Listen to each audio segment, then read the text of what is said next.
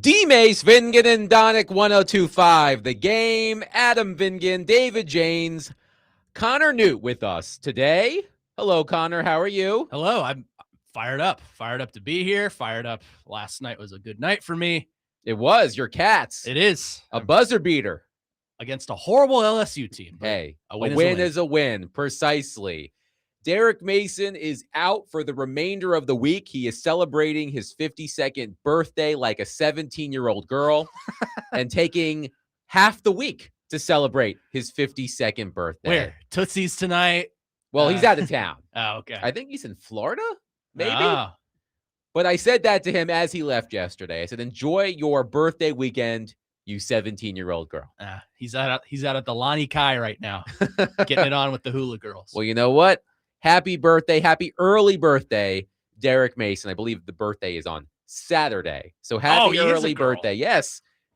Hey, I'm not going to argue with Derek Mason, but that's where he is. Willie Donick is traveling with the Predators. They are en route to Denver, Colorado, where they will take on the Avalanche tomorrow night to start a quick 2-game road trip back-to-back in Colorado and Las Vegas.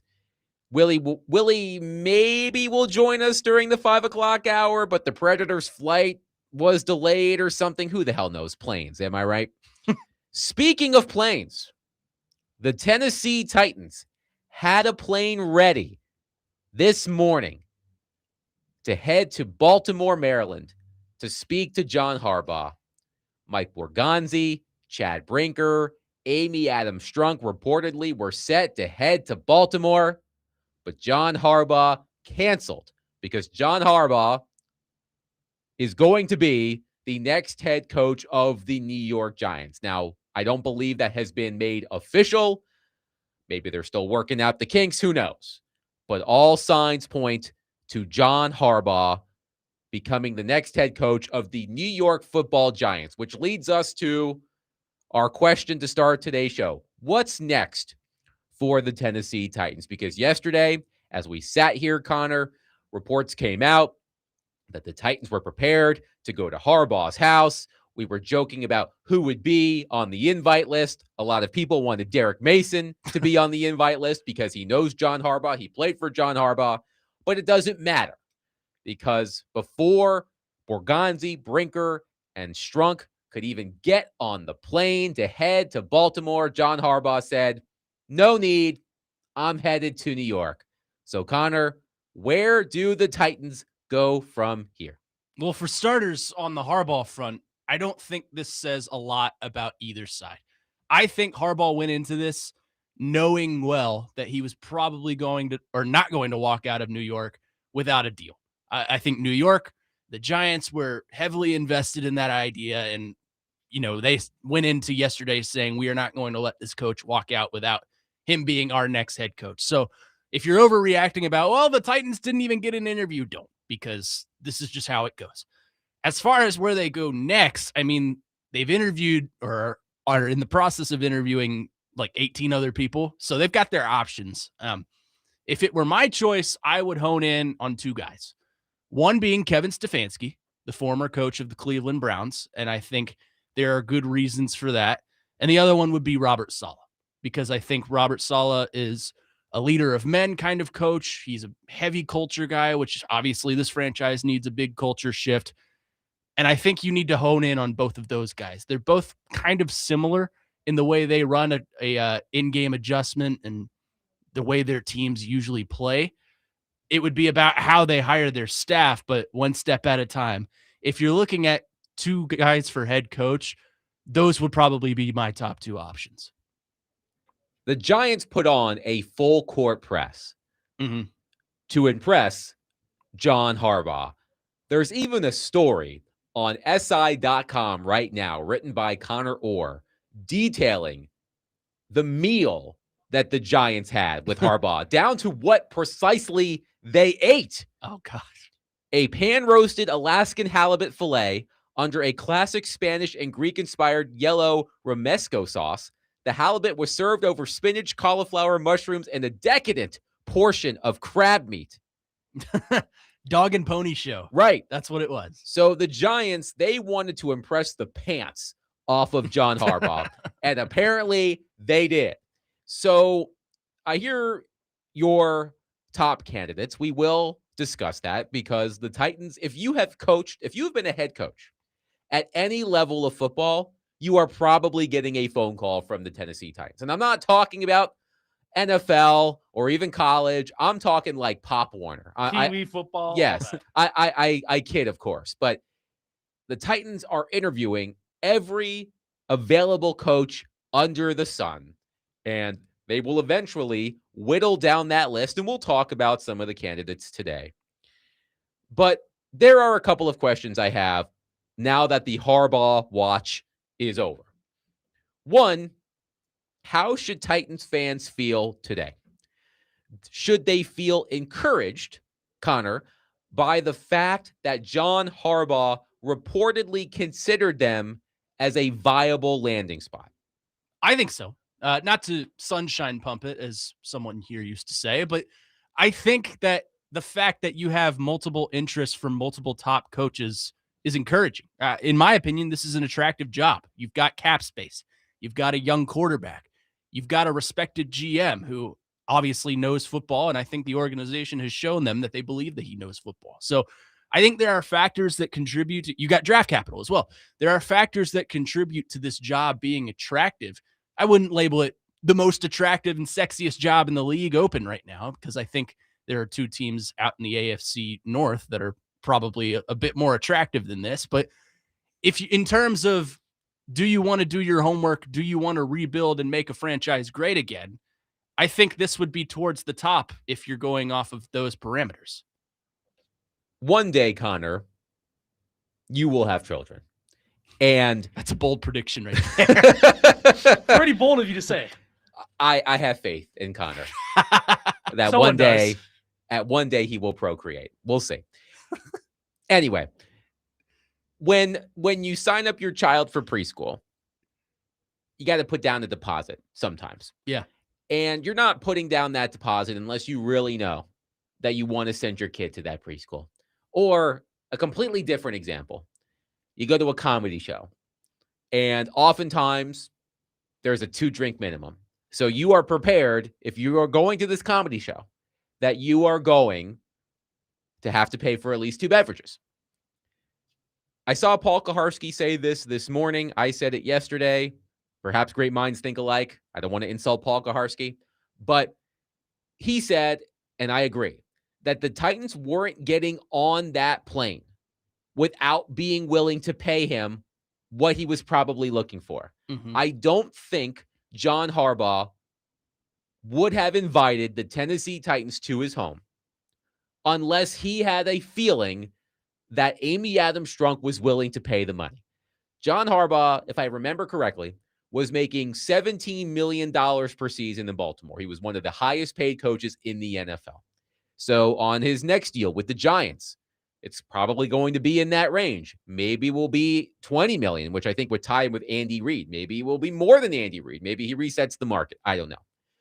But I have to imagine as Mike Borgonzi or Chad Brinker or Amy Adams-Strunk spoke to Harbaugh's agent as they were making these plans, I'm sure the Titans had to give some sort of assurance that, hey, if John likes us, let him know we will pay for him. So I think that's one thing that perhaps you can put in the Titans' corner, that if they were as serious about pursuing Harbaugh as it appears to be, they wouldn't have been in this mix, I don't think. Yeah. If they weren't willing to pay up. No, I agree with you. I don't think there was going to be much of a negotiation as far as, well, we think you're worth 15. And we know you want 20, but we think you're worth 15. That wasn't going to happen. I think it was just a matter of, if New York lets him walk and they don't get a deal done yesterday, which we found out late last night that happened. Yeah, I woke up to a text from David Janes. I was sleeping. Thanks, David. Yeah, you're very welcome. It broke at like 11 last night. It was pretty late. So the Titans were fully planning on coming to Baltimore today and trying to get a deal done with John Harbaugh. Harbaugh's the kind of coach right now in this market that you send the big dogs after. You send the house, for lack of a better term. You do whatever is necessary to act quickly and bring him home to be your coach. Obviously, the Giants were the beneficiary of that because they got the first visit and they didn't let that man leave the building without getting a deal done. So, and quite honestly, I think he fits that franchise. They've got more of the groundwork laid down than the Titans do. They've got a quarterback. They've got a good defense. They've got a lame duck owner or GM. So Harbaugh will probably have a hand in naming whoever his next boss is, I'm sure. But as far as should you be disappointed? No, I don't think so. I think the Titans were going into this one looking to pay Harbaugh whatever he was worth and then some. And probably as negotiations went on, probably giving him a little more. We will give you control of the roster. We will give you, $22 million. We will give you a full control to hire your own staff, which every head coach should be guaranteed anyway. But we will give you whatever creative control you need as long as you become our head coach. And I think obviously the Giants put their first foot forward and got that done before anyone else could. Joey from Gallatin on our text line, driven by Wilson County, Hunter.com, says, any press is good press. Yeah, maybe. One texter says, Titans were serving white and dark fried chicken drizzled in syrup over a bed of hoe cakes and a decadent amount of cracklins. Much different than the fancy fish or whatever the hell the Giants fed them. You ever heard of Hattie B's, John? Yes. There you go. Steven from Hendersonville says, John Harbaugh considered the Titans just like Sydney Sweeney considered my marriage proposal. Now, sidebar.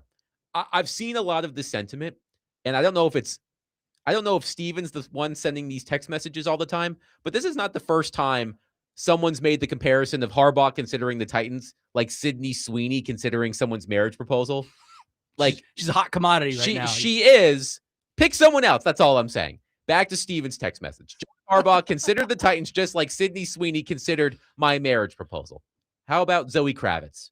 Sabrina Carpenter. Someone a little more edgier. Yes. Actions speak louder than words. Harbaugh went to New York, toured facilities, etc. Titans were allowed to come to him. Let's be honest here. The Titans were a fluffer. I get it. I get it. One texter here says the Titans going to Baltimore to talk to Harbaugh because he didn't want to come down here makes it look like they were begging. I'm sure the Titans knew it was a long shot.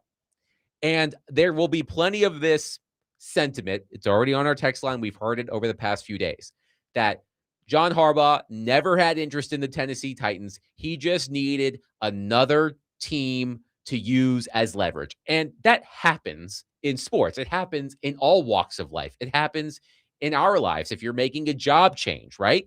It happens. Sometimes you talk to a potential employer without really being serious in that potential for that. Without being serious about that potential employer. There I go. Words are hard. I get that. I've been there. I'm sure a lot of you have been there. So I understand that. But I maybe I'm naive. I don't think that was the case here. Like, I know that it was a long shot.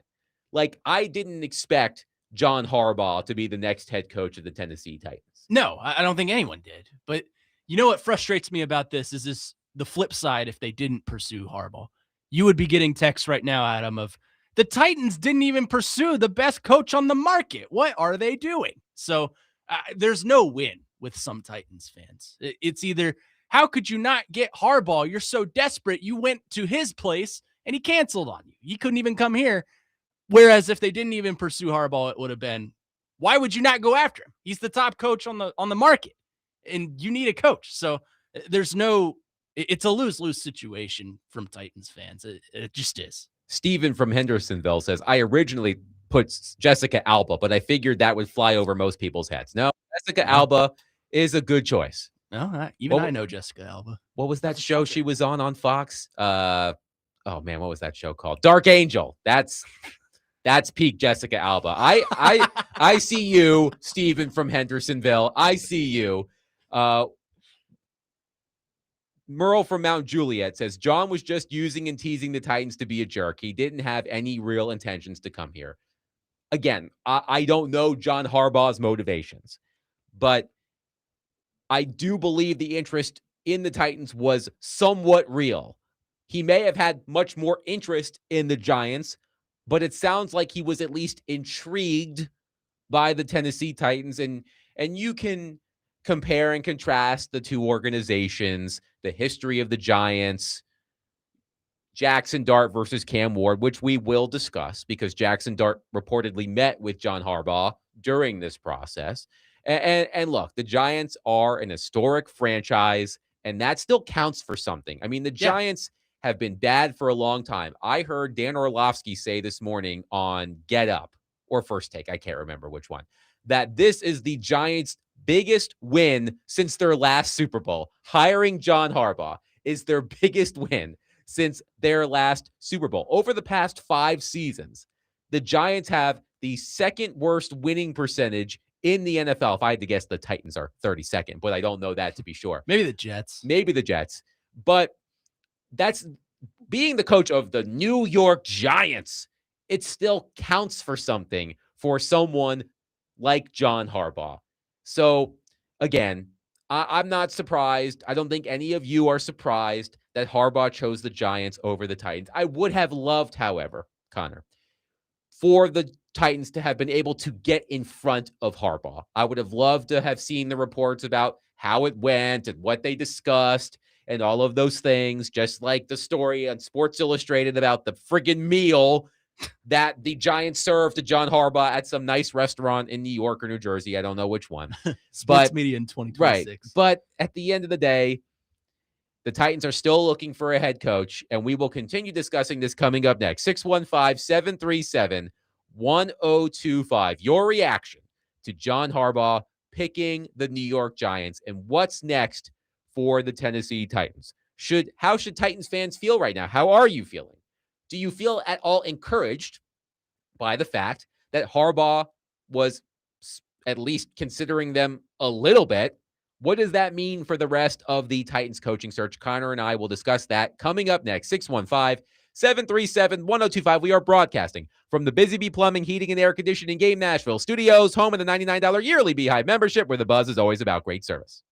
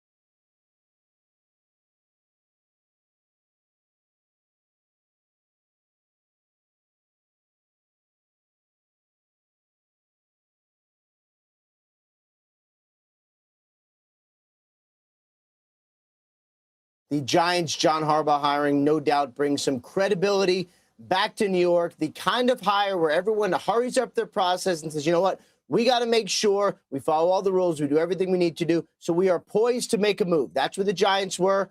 That's why the Giants, they fulfilled the requirements by the NFL. They were able to hire Harbaugh. The Tennessee Titans did the same thing for the possibility of hiring Harbaugh. Remember, they were supposed to visit with him this morning until the deal got out last night. So what this means is that the Tennessee Titans essentially go back to their process. They are going to interview a couple coaches later in the week. They got Robert Saleh. They got Mike McCarthy, the former Cowboys coach, the former Packers coach. They're going to bring in finalists next week and really just continue along with the process as it should be. It certainly seems to me right now like Harbaugh is the outlier. Hire him, do that deal, do the whole thing now, do it fast, because that's how quickly you had to strike. Everyone else will kind of go about the other 8 openings, and the Steelers are obviously just getting started with a little bit of a late start here this week. But everyone else will kind of go through the process, bring in finalists next week, and try to hire next week and probably into the following week before the Super Bowl. This was the only one, it seems, where there'd be a big flurry to make this happen.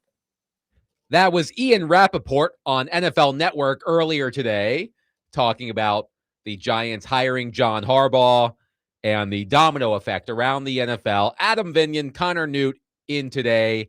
Derek Mason out. Willie Donick probably out. Who the hell knows? We'll see if Willie Donick joins the show at some point. He's traveling with the Predators to Denver as they take on the Avalanche tomorrow. One texter says, Connor, not sure why Harbaugh would need to act like another team was interested. He would have been offered 80% of the openings. Yeah. As I said, leverage is part of this. I cannot rule out that the Tennessee Titans were used as leverage. I guess the question that will never be answered, Connor, is did John Harbaugh use the Titans as leverage in bad faith? As in, I have absolutely zero interest in the Titans. I'm going to tell people, I'm going to leak it out there that I do have interest in the Titans, but I really don't want to go to the Titans. I'm just using that to get more money out of the Giants. I mean, that answer will probably never be known, but I understand the texter's point. I mean, Harbaugh was the belle of the ball, the Sydney Sweeney, because that's the flavor of the month right now. I keep going back to pick someone else. There's millions of other attractive women out there. That is true. Anyways, I think it's a good point.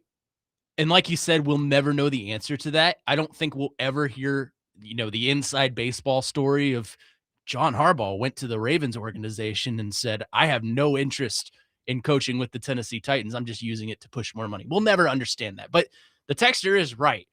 Given the legacy that John Harbaugh has built and the winning culture he's instilled in the Ravens franchise over his 18 years of being the head coach, yes, he was always going to generate interest from any opening.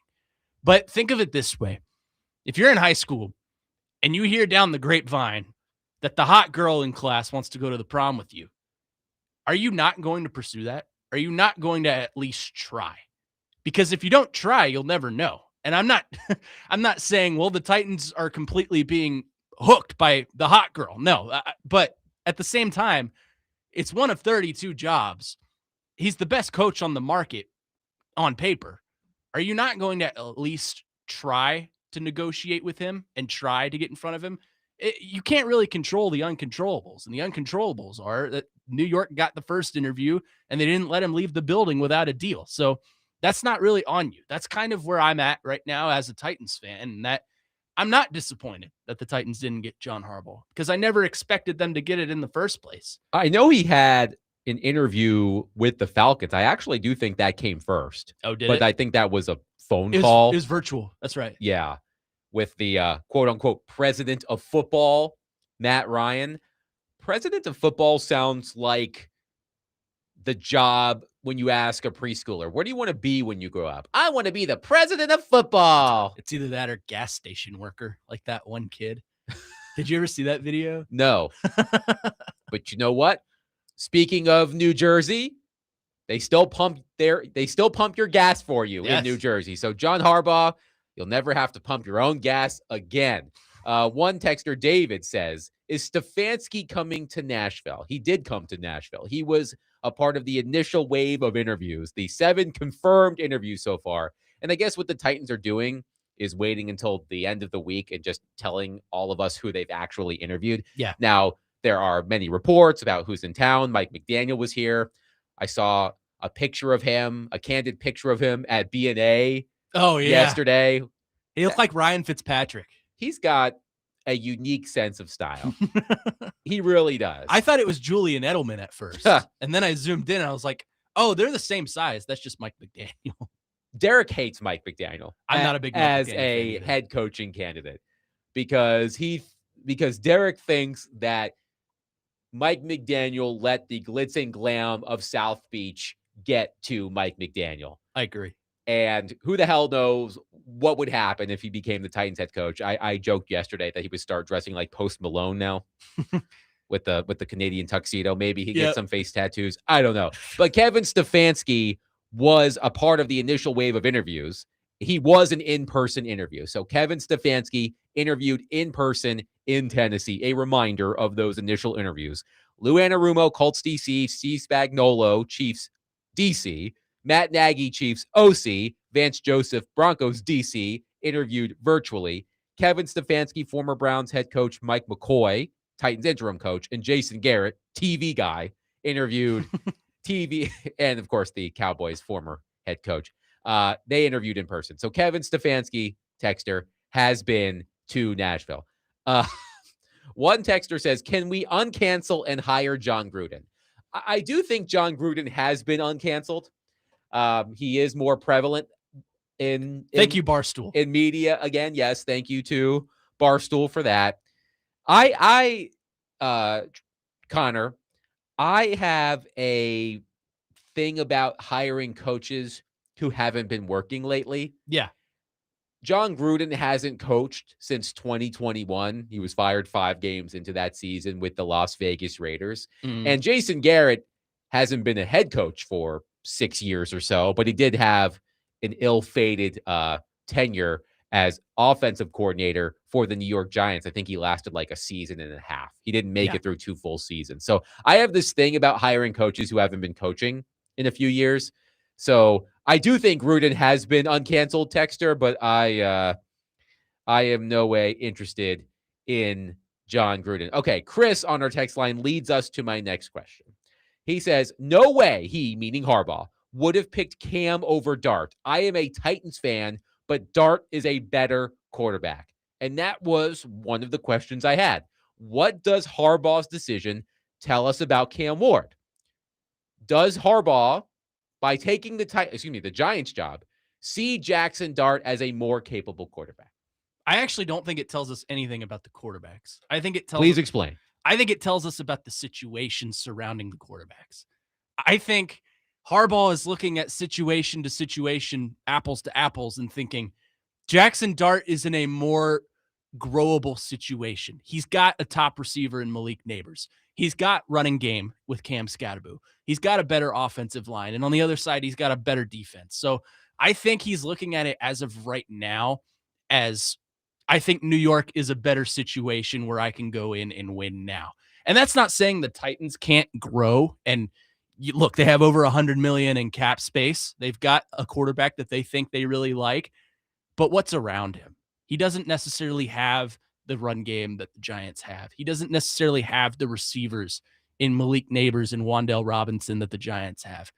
He doesn't have as good of a defense as the New York Giants do. Not even a good defensive line other than Jeffrey Simmons. So I think that tells us a lot more about the situation surrounding the quarterback, more so than it does the actual player.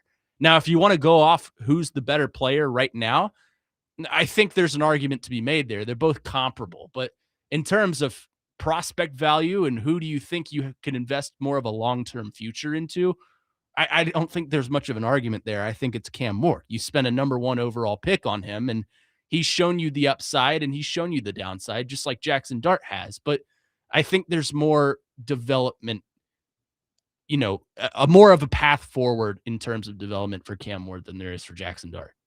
Do you think Jackson Dart reminds John Harbaugh more of Lamar Jackson than Cam Ward does? Yes. Maybe not precisely. I think Lamar is a little bit more mobile than Jackson Dart is, but they've got similar traits, right? Dart's able to scramble outside of the pocket and pick up yardage on his own, just like Lamar is. They've both got big arms. They've both got a winner's mentality, and that's not to say Cam Moore doesn't have that. We know he has that. We've listened to his press conferences. But I think Harbaugh, I think, was looking for a situation where he can come in and basically instill a lot of the values and success he had with the Ravens into that organization. The Giants are a more historical organization. So I think that plays a factor into it, just like you mentioned, Adam. I think there's a lot of things that he has control over that he can come in with the Giants. And like I said, he's got pieces he can build around wide receivers, offensive line. He's got a lot of things he can build around, but he's got high draft picks. He can use whatever he wants to. And I just think the situation in New York is a lot better than it is here on paper. Ricky on our text line says, look, it just proves my point. Nothing in the world can compete with good Italian food. I'm sorry, I love barbecue. I love biscuits, but there's nothing like a good Italian restaurant to convince a coach to go to New York over Nashville.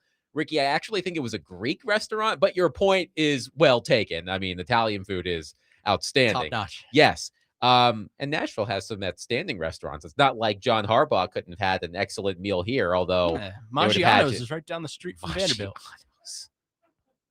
Come on, Connor. What's wrong with Maggiano's? Can I tell you a funny story? Of course. Sidebar. When I was in college, a friend of mine was trying to impress his interest by claiming to cook her a meal on Valentine's Day. But what he did was he went to Maggiano's, ordered dinner, and then just plated it like he had cooked it. It was very clever. Did it work? Short term, yes. Long term, no. So anyway, this was an interesting question because we were talking about the brand of the Giants still meaning something, despite the fact that the Giants have been bad for quite some time.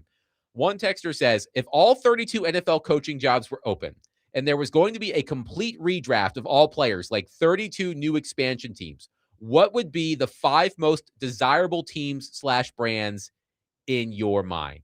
That's a good question. I think the Dallas Cowboys absolutely have to be on that list. Yes. I would throw the Packers in there. Yeah. The Bears? That's a toss-up for me. I would throw Cowboys, Packers. I think the Steelers would be thrown in there. Yeah, I think you're leaning toward the older franchises. Right. Dallas, Pittsburgh, the Giants and or the Jets, the Packers, 49ers. Yeah. Maybe the Patriots? Yeah. Maybe. Yeah, I mean, they've got winning culture there. I mean, if you want to go with new age teams, possibly the Houston Texans. I don't know if the Houston Texans, I don't know if they ring that bell. Yeah. I'm just going in terms of if we're keeping the same rosters right now and just doing a full head coach reset. Yeah. I think that defense is really good, and I think they like that quarterback. So. Yeah. Ricky has responded and said, Connor, did you really just say that? Oh my God, bro. And next thing you're going to tell me that Domino's is real pizza. In terms of Maggiano's? Yes. It's Domino's, actually. Oh, okay. It's a little bit fancier. Yes. It's a little bit fancier. One texter says, I agree 100%. Harbaugh thinks the Giants have more to win sooner. Not saying they have the better quarterback at all. I honestly think Cam is what had us being considered heavily. Yep. I do think Cam Ward was a part of the equation for John Harbaugh. We've heard about all of the cap space, make of that what you will, and living in Nashville, all of that. Sometimes I think that's overrated. Look, I've been living in Nashville. It will be 11 years in March, which is hard to believe when I say that out loud. But I love living here. Y'all love living here. I heard Diana Rossini tell Robbie and Rexroad yesterday, the wives count for something in these discussions. And the wives, they want to live in Williamson County, right? Yeah. So Nashville is a selling point. No, have you heard that we don't have state income tax? Like, I don't know if you've heard that before. 615-737-1037. 1025. We'll continue the conversation on what comes next. Who are the next coaches interviewing with the Tennessee Titans? A new report about how many candidates will be in the second round of interviews that we will discuss as well. 615-737-1025. We here at the Game Nashville Sports Network are your home for the College Football National Championship game. Monday, catch all the action right here on 1025 The Game and 94.9 The Fan as number 10 Miami takes on number 1 Indiana. The College Football National Championship game on 1025 The Game and 94.9 The Fan is presented by Twin Peaks and Parman Tractor and Equipment.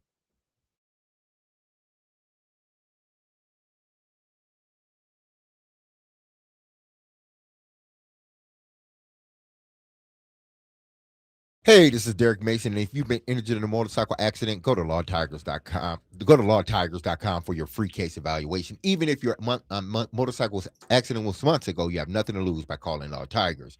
Insurance companies want to pay out as little as possible, or frankly, nothing at all. But Law Tigers fights to get your compensation you deserve. They don't get paid until your case has been settled. They understand how much your bike gear means to you and helping you get it all repaired and replaced. Call 1-800-LAW-TIGERS or visit lawtigers.com. Also, don't forget, go to predatorsbike.com to enter to win a custom Nashville Indian motorcycle signed by the entire team, courtesy of Law Tigers and Music City Indian. Law Tigers, Tennessee's motorcycle lawyers.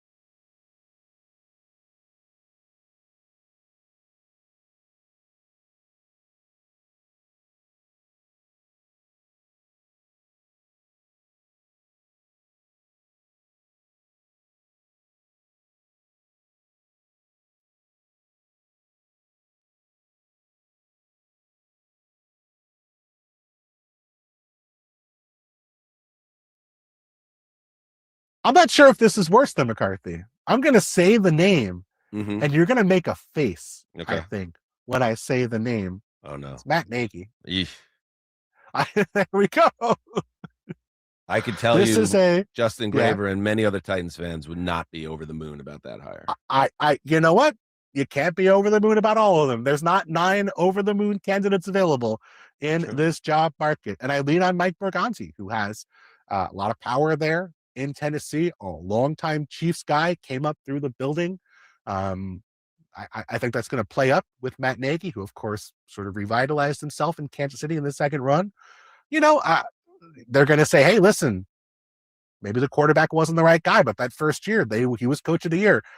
Now, you and I know that was because of Vic Fangio. This is not who I would hire if I were running Tennessee, but I think Nagy, because of the Borgonzi influence, because of the background there, I feel like that is the way I would lean. I don't feel great about it, but I do think there are worse hires.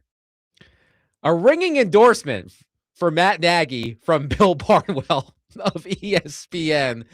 And I do love that at the beginning of the clip. I'm going to say a name, and you're going to make a face, and you can't see it because you're listening to this on the radio, but you could hear the face that his co-host made. Yeah. We all probably made it with him. Yeah. and look, I haven't checked the betting markets lately. And again, I've said this before. If you are someone who would actually bet on who the next coach of a team would be, put your phone down. But I have to assume that Matt Nagy continues to be the betting favorite.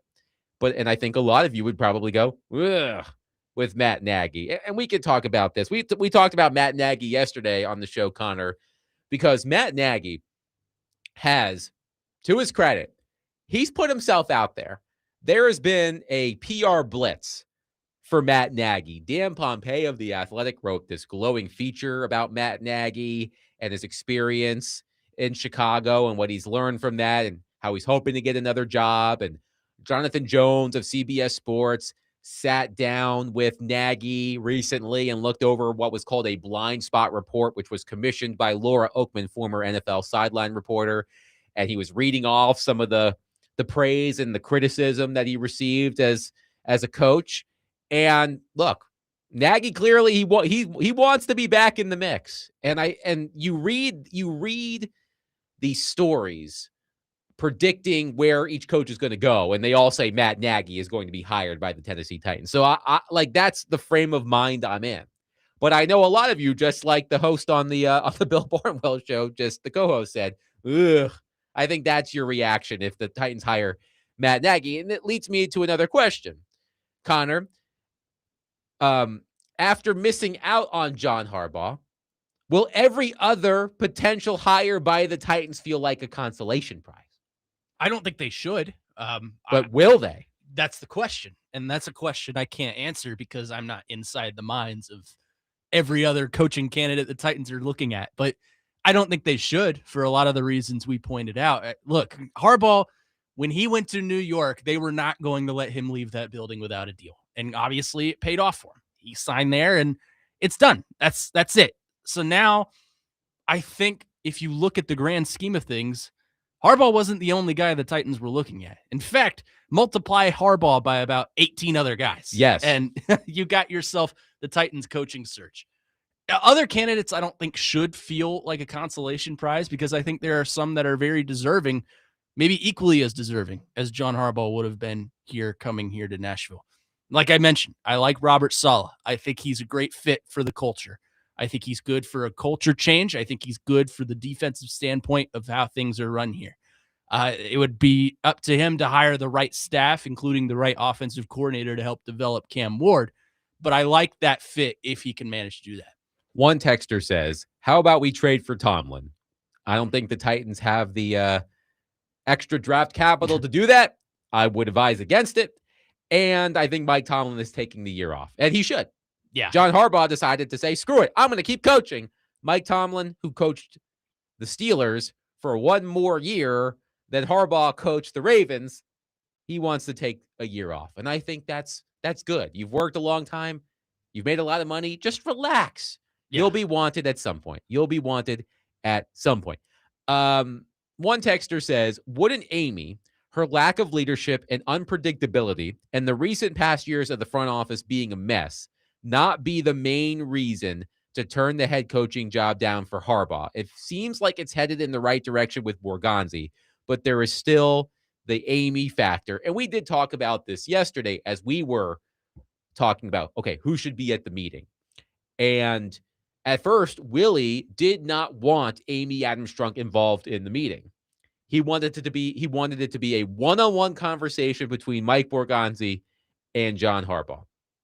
And I know that the Titans have put out, a couple of weeks ago, they put out that statement saying, here is the hierarchy of our front office, and Mike Borgonzi is a GM now in the traditional sense, and he's picking the players, and he's leading the head coaching search. I do think, however, that the tumultuous nature of the Titans front office and coaching staff over the past few years will play a factor in these coaching conversations. When these coaches who are interviewing with the Titans talk to their agents and they say, okay, pros and cons of Nashville. All right, pros. Cam Ward, a lot of cap space, draft capital. You get to live in Nashville, all of those things. Cons, I have to imagine that, well, the GM job hasn't been particularly consistent lately. Right. And you do need to take that into consideration. And of course, as a coach, they've hired and fired a lot of coaches lately. So I do think that I under the Amy aspect of it, I do think is a factor. How big of a factor, I don't know. Right. It has to be a factor because you're weighing the positives and negatives of taking an NFL job. But I don't think the Titans are really the only team in the NFL with ownership questions. Atlanta, for example, their owner is just as quick triggered to fire, maybe a little bit less than Amy, but he's made some really rash decisions, including look at who their quarterback is right now. Michael Penix, who they drafted in the top 10, which is kind of crazy. But you're right. It does need to be under consideration. I don't think it's the kind of factor that would ultimately outweigh the positives of taking a job. I think if you're looking at it, then you're not cut out for the job anyway. I think you need to look at all angles of this. You need to look at the quarterback here. How can I develop Cam Ward? You need to look at, the place of living and how you can attract yourself to the market. You need to look at the GM and how he's trending in the right direction and how you think you can help make him better and how he can make you better. You've got to look at this on all angles. That includes positives and negatives. And there's plenty on both sides, but I wouldn't take that one factor and apply it to this whole scenario and say, that's what scares me away from this job. Wes in Hermitage says, why in the world are a good position of Titans fans, or a good portion of Titans fans, pissed about the idea of hiring Matt Nagy, but are willing to go to war to get Mike McDaniel? Yep. That part is crazy to me. I don't think Nagy would be a bad hire. He's not my first choice, but that doesn't mean he's an awful coach candidate. Wanting McDaniels over Nagy is weird to me. It is interesting. And I've tried to learn a little bit more about Matt Nagy's time in Chicago since, again, I still think he's going to be, I don't know if he's going to be the hire. I can't say that with certainty, but certainly he's front runner. He's certainly near or at the top of the list. And you heard in that clip we played from Bill Barnwell, Matt Nagy, 2018 NFL Coach of the Year. That team went 12-4, but a lot of people say that was largely on the back of the defense. Yeah. And I've seen a couple of schools of thought with Matt Nagy. The first is he had a winning record in 4 seasons as a head coach in Chicago with Mitch Trubisky and Justin Fields as his quarterbacks. And we've seen Mitch Trubisky and Justin Fields since they left Chicago. They really haven't made much of themselves. The other side, for people arguing against Matt Nagy, is Matt Nagy botched the development of 2 quarterbacks drafted in the top 10, and Mitch Trubisky and Justin Fields. So I just think that his tenure in Chicago, look, having a winning record in the NFL is not an easy thing to do. Yeah. And he was a coach of the year for what it's worth. But I just feel like people seem to be unenthused by Matt Nagy. He's a non-play calling offensive coordinator in Kansas City. He only has 2 full seasons of play calling experience, and neither was successful. The Bears finished outside the top 20 in total offense in both 2018 and 2019.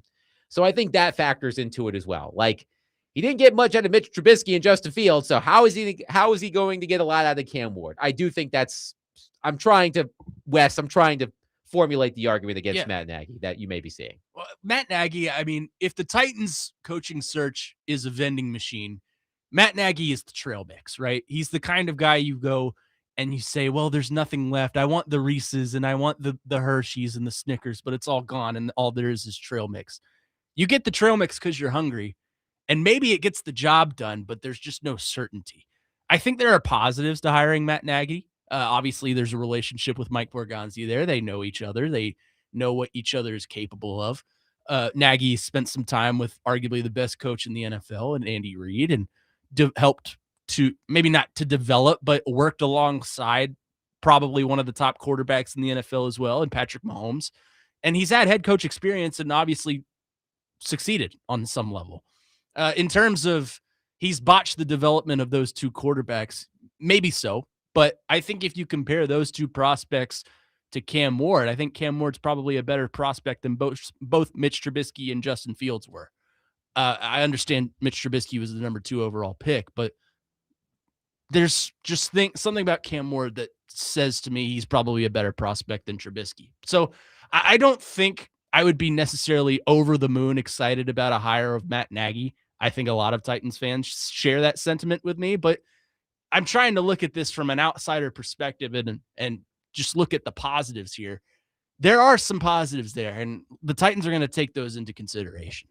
Quickly, let's go to Ellie on our phone line, driven by Wilson County, Hunter.com. Ellie, thank you for calling. Go ahead. Yeah, I don't understand why everyone's complaining about Amy. She's a hands-off owner. She had a lot of patience. She didn't want to fire Malarkey. Robinson wanted to fire Malarkey.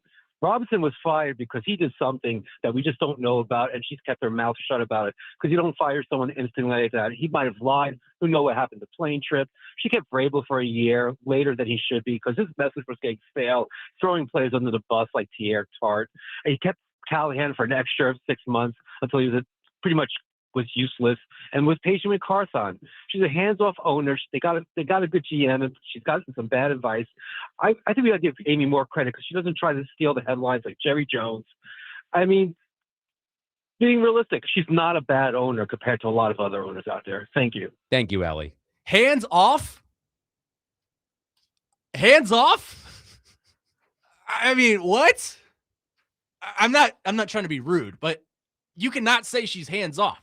She fired a GM off the hinges of a former player coming into this city and whooping up on him, quite literally spanking the goalposts. She fired Mike Vrabel after he lost 7 games. And maybe that was deserved, but she is very quick triggered. We've established this for years now. Why is this just now circling back to, well, she's one of the better owners in the NFL? Well, between firing Robinson, hiring Carthon, firing Vrabel, promoting Brinker over Carthon, hiring Callahan, hiring Borgonzi, this, that, and the other. How much is Amy paying you to say this?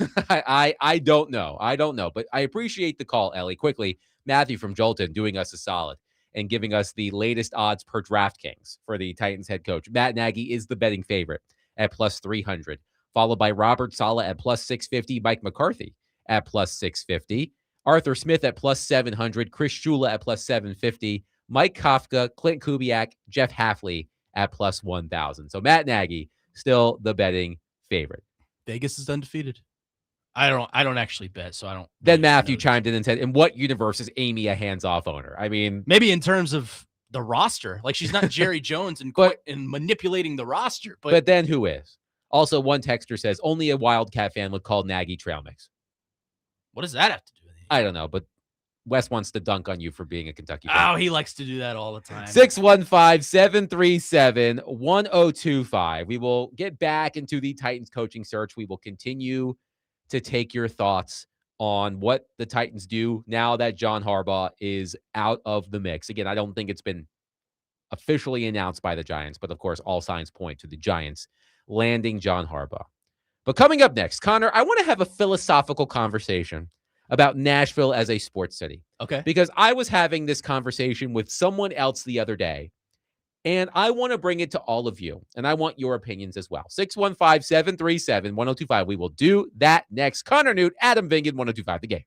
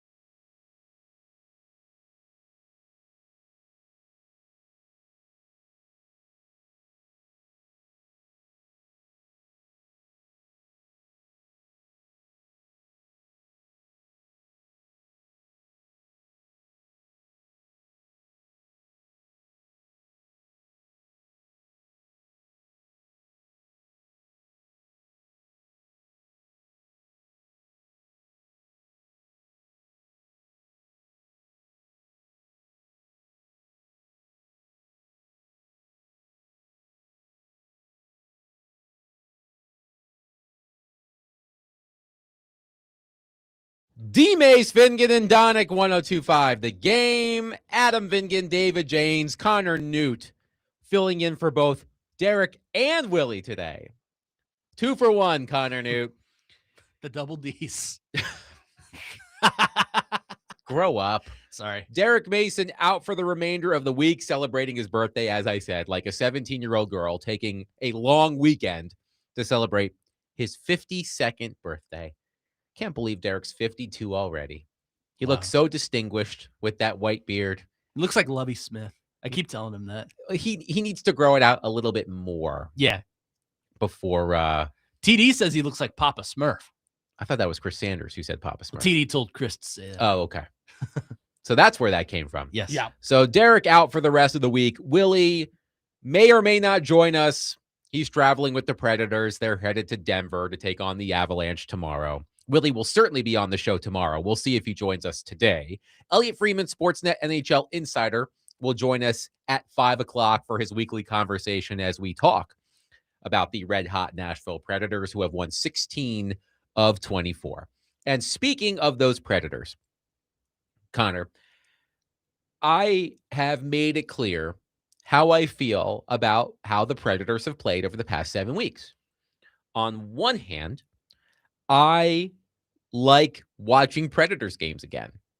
It was not fun watching Predators games all of last season or from early October through the week of Thanksgiving, the beginning of the week of Thanksgiving. It stunk because they also stunk. And so for the past 7 weeks, they're winning 2/3 of their games. The games are so exciting. I said yesterday that the win against Edmonton on Tuesday at Bridgestone Arena was by far the most entertaining game of the Predators season. Agreed. So that's great. On the other hand, I am feeling conflicted because I am concerned that the Predators will sacrifice the long-term view to try to sneak into the playoffs this season and just find out what happens. I don't see these Predators, despite how well they've been playing, I don't see them as a legitimate threat to win the Stanley Cup, and therefore I don't think they should make moves or not make moves in some cases to try to bolster their playoff push. I think they need to be looking far ahead versus just this season. And I was having this conversation with a friend of mine, and I said, I think Nashville is mature enough of a sports market to handle an actual rebuild. Now, I actually did say this the other day, and Derek started laughing because he said no fan base is mature enough to handle an actual rebuild. I would disagree with that. But my friend sided with Derek. He doesn't think that Nashville as a sports market is mature enough to handle an actual rebuild. That if one of our teams, be it the Titans, the Predators, specifically those two, if those teams openly say, you know what, we're taking a step back, there may be a few lean years, but we are confident that this is going to help us get back to prominence, get back to competing for championships. My friend thinks that fans are just going to stop caring. I think we've been a pro sports market long enough that I think fans could take that. So that's my philosophical question. Is Nashville mature enough after having professional sports for 30 years to handle an actual rebuild? You told me before the show you think the answer is no. Why? I do think the answer is no, because we're currently in the middle of a rebuild. And I don't think, to your friend's point, I don't think the fans would just stop caring because this is sports and this is what we have and it's local and it's your city and you still represent. But the Titans have been bad for a long time, and they finally decided we're going to make moves that make sense for our timeline without saying it. But we're going to make moves that make sense for our timeline so we can be good in a couple of years. And how many times this year, Adam, this season, have you fielded texts or calls from Titans fans saying they're over it and they're ready to be competitive again and they don't understand the vision going on? It's happened quite a lot, right? Because I fielded those two on my show on Saturdays. I just don't think we know, as far as the Predators are concerned, we've never seen a full rebuild from them. That is true. It's always been either the top or the middle, or just full on bad, like when they first started here. But that was excusable because it was a brand new franchise. So I don't think Predators fans not knowing what a full rebuild looks like would play into their favor. I think they would look at this and say, what are we doing? We're the Nashville Predators. We're supposed to be atop the West and, one of the bright up and coming franchises in comparison to some of the older teams like the Blackhawks or the Rangers. I don't think fans of the franchise would be able to handle that. I don't think they would outwardly just stop caring and stop going to games and stop watching on television. No, it's sports and it's your local hockey team, and they've built enough of a reputation over the last 25 years to get that. But I do think the fans would be, impatient, for lack of a better term. And I understand, and my friend made this point, and this is not something that we haven't talked about before. Nashville is a city where you want to be seen. Remember the Predators' run to the Stanley Cup final in 2017. You could not find an open spot on Broadway during the Stanley Cup final. It was packed to the gills with Predators fans. Mm-hmm. They bought all the smash hats, and it was the place to be.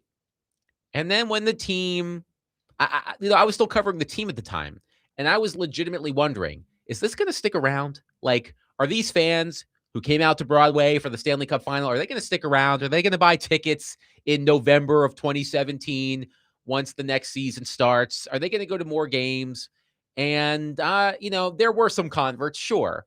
But I do think that it was the place to be. And that's what Nashville is. It doesn't have to be a sports. It doesn't have to be a game. It could be a restaurant, a concert venue, so on and so forth. So that was my friend's point, that Nashville is an entertainment town first and foremost. Yeah. And that's what people want. And look, I know that I'm in the weeds talking about the Predators because I did that for so long. And those of you who call and text, you're probably also in the weeds as well. But by and large, a lot of the people who go to games at Bridgestone Arena I would classify them as casual. And that's not meant to be an insult. It's, hey, it's winter, football's over. I love going to Predators games. Entertainment value is great. I want to watch a team win. I don't want to go to Bridgestone Arena and watch a team lose. I want to see a game like I saw on Tuesday night against Edmonton. I want that. So I get that. I get all that. But I think my concern is it's just, to me, and you tell me if you agree or disagree, I think it's just as dangerous to be mired in mediocrity as it is to, take a step back and see what happens. Because let me give you a recent perfect example. The Pittsburgh Steelers. Mike Tomlin steps down the other day after 19 seasons coaching the Pittsburgh Steelers. And Connor, when people were talking about Mike Tomlin's tenure in Pittsburgh, what was the first thing that they mentioned specifically about his performance in the regular season? His playoff record. Well, we'll get there. Yeah. Never had a losing season. Oh, yeah, that's always the Steelers never had a losing season under Mike Tomlin. They were in the mix every year. They never had a losing season. And then to your point, for their last 7 in the playoffs. I saw ESPN say this earlier this week, that in all 7 consecutive playoff losses by the Pittsburgh Steelers, they trailed by at least 21 points in all 7 games. So yes, they made the playoffs, but they got their asses kicked. And you just saw it the other day against the Texans, 30-6. So the owner of the Steelers, Art Rooney II, recently held a news conference to talk about the parting of ways, the stepping down of Mike Tomlin. And he was asked about rebuilding. And he said the standard is to try to compete to win a championship every year. He was asked about a rebuild, and he said he doesn't, quote unquote, like that word, and added that he is, quote, not sure why you waste a year of your life not trying to contend. Quote, I'm not going to say, well, we're going to take a couple of years to figure this out, and then we'll try to compete. I think you try every year. Some years you have the horses to really get there. Some years you don't, but you try every year, in my view. And you know what? I think that's dangerous thinking. I really, really do. Because, yeah, you can try. Maybe you don't have the horses every year, but in the NHL specifically, the way you get the horses, the accelerators, as Barry Trotz called them on our show on Tuesday, is by taking that step back. So I look, I get the idea, like, hey, if the Predators took a real step back, maybe fans wouldn't be as interested. Maybe ticket sales would plummet.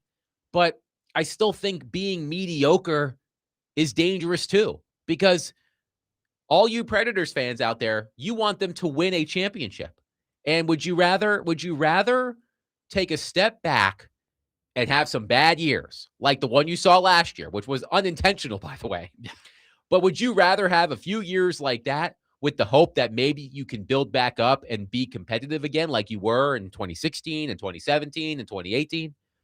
Or do you want to be mediocre and never have a chance to win? Yeah, you'll win some games. Yeah, you'll make the playoffs maybe every other year, but then you'll get in the first round and then you'll lose and then you'll be drafting in the middle and then we'll just continue this cycle. So my point is, I do think that Nashville is mature enough. I think Predators fans and even Titans fans, I think they are mature enough that if their teams were open about, hey, we're not going to pretend to be competitive, this artifice of, hey, yeah, we're trying to compete like the Titans did a couple of years ago when they, traded for L'Jarius Sneed and signed Calvin Ridley. They spent all this money. They wanted people to think they were being competitive, right? Yeah. Didn't work out. My point is, I do think that this city, these fans in this city are mature enough to handle it. I don't think that if the Predators said, you know what, we tried, we signed some big name players, it didn't work, we're going to trade them, we're going to take a step back, a real step back this time, and we may not make the playoffs for a couple of years, but we have a plan. I think Predators fans would accept that. I think Nashville is mature enough for that. I think you've done something to help me meet you in the middle here. Okay. You have separated the in the weeds fans, as you called them, the true fans, the fans that are at every game, follow the team religiously, know every single stat there is to know, from the quote unquote casuals. I think those fans, the fans that are diehard, we'll call them, I think those fans would understand. I think they would be mature enough to handle it and say, if the Predators were to take a step back and sell everything off and be bad for a couple of years for the hope of being good again to win a championship, that makes sense. I think that would make sense to that group of people. Just like it makes sense for the Titans, that group of people. People like me, people like Jake Lyman, people like big fans of the Titans understand, although it sucks to watch sometimes, this is for the better for the Titans to be contenders again in the NFL. The other group, the casuals, the fans that are here for the entertainment first and not the sports, the fans that go to the games for, I don't know, who's playing on the band stage at the first intermission, the fans that go, we'll go to the game and then afterwards we're going to head over to JBJ's, great bar, by the way. Those fans would not be mature enough to handle it. Those fans, I think, would not be patient enough to wait 2 to 3 years for a rebuild, for these top prospects to develop in the minors, for these top draft picks to become available and start delivering at the big leagues. I don't think that group of people would be capable of handling it. Let's go to Scott in Hendersonville on our phone line, driven by WilsonCountyHunted.com. Scott, thank you for calling. Go ahead. Talk about dangerous thinking. The dangerous thinking is what you're doing. And that there's some guarantee that by taking a step back, you're going to get better. You're more likely to wind up the Buffalo Sabres, and history plays that out. I mean, now you can tank and have the worst record in the league and still not get one of the top 2 picks. Even if you get the top pick, there's no guarantee it's going to play out. If you look at the list of recent overall number ones, there's a bunch of Hall of Famers on there. There's a bunch of, first ballot surefire Hall of Famers. There's also Juraj Slafkovsky and Owen Power and Alexis Lafreniere. He's not accelerating anything. He's on the 3rd line. And, Edmonton has had the overall number 1 pick 4 times in the last 15 years. And they got Connor McDavid. You know who else they got? Nail Yakupov and Ryan Nugent-Hopkins. I mean, Ryan Nugent-Hopkins is a good player, but I can find lots of Ryan Nugent-Hopkins in the 3rd round. I don't need an overall number 1 pick to have Ryan Nugent-Hopkins. Scott, go ahead. And then I have a question for you, but continue. Yeah. the reason you want to compete, number one, we keep hearing about the new core. Well, you want to bring those guys up, and you don't want to immerse them in a losing culture. You want them to win and be successful and be around winners. And making the playoffs, and we're sure to lose to Colorado in the first round. Well, that's not necessarily the case, but you do that anyway because it's important for those young guys to get playoff experience. You can't have a plan, we're going to suck for 3 years, and in 3 years we'll be ready to go, and we'll go out and win all of our playoff series. Well, it doesn't work that way. You have to go through the playoffs to understand what you can hear about it from older guys, but you got to live it. I mean, this is, talk about dangerous thinking. I mean, Adam, I don't know if you've ever played a competitive sport, but I mean, those guys have got to live it, understand that you can't not only take a game off, you can't take a shift off, or you're going to, that's how important it ramps up in the playoffs. So for these new core of young players that have never, nobody except I think Cole Smith got a little playoff experience, 3 years ago in the Vancouver series. None of them have been to the playoffs before, so they got to get that under their belt. And there's nothing wrong with being competitive. We've got lots of draft picks, lots and lots of draft picks. At some point, there's too many draft picks. You can't develop 40 guys at once in your system. So, I mean, the idea that we're going to tank and we're automatically going to get better, no, you're more likely to wind up Buffalo or Ottawa or Columbus. Scott, there's no guarantee. I hear you, Scott, and those are valid points. Don't hang up. Oh, he hung up. I didn't want him to hang up. This was going to be my counter argument. First of all, my general point is I think Nashville fans are mature enough to handle it. If their teams decided to do it, I think this city, these fans are mature enough to handle it. I am giving these fans more credit than maybe some people I've been talking to recently. But this would have been my counter argument to Scott in Hendersonville. The Florida Panthers have won the past 2 Stanley Cups. Did they go through some lean years? Oh, yes. Yeah. The Edmonton Oilers have been to the past 2 Stanley Cup finals and lost. Did they go through some lean years? Oh, yes. Yeah. The Colorado Avalanche won the Stanley Cup in 2022. Did they go through some lean years? Yes. The Tampa Bay Lightning won back-to-back Stanley Cups in 2020 and 2021. Did they go through some lean years? Yes. The Washington Capitals in 2018 won the Stanley Cup. The Pittsburgh Penguins in 2017 and 2016. The Chicago Blackhawks in 2015. All of those teams at some point went through some bad years. Or are currently. But, Scott, that's sort of a separate conversation.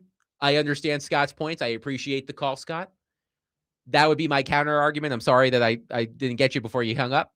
But my general point is this. I think Predators fans and Titans fans and Nashville fans are mature enough to handle it. That if their team said, hey, you know what? We're not going to compete this year. I think they would be okay with that. 615-737-1025. Am I wrong? Am I wrong, Nashville sports fans? Are you not mature enough to handle a rebuild? I think you are. And this conversation stems from a conversation I had with a friend where I said, I think Nashville is mature enough to handle it. He disagreed. So tell me who's right or wrong. 615-737-1025. Connor Newt, Adam Bingen, 1025 The Game.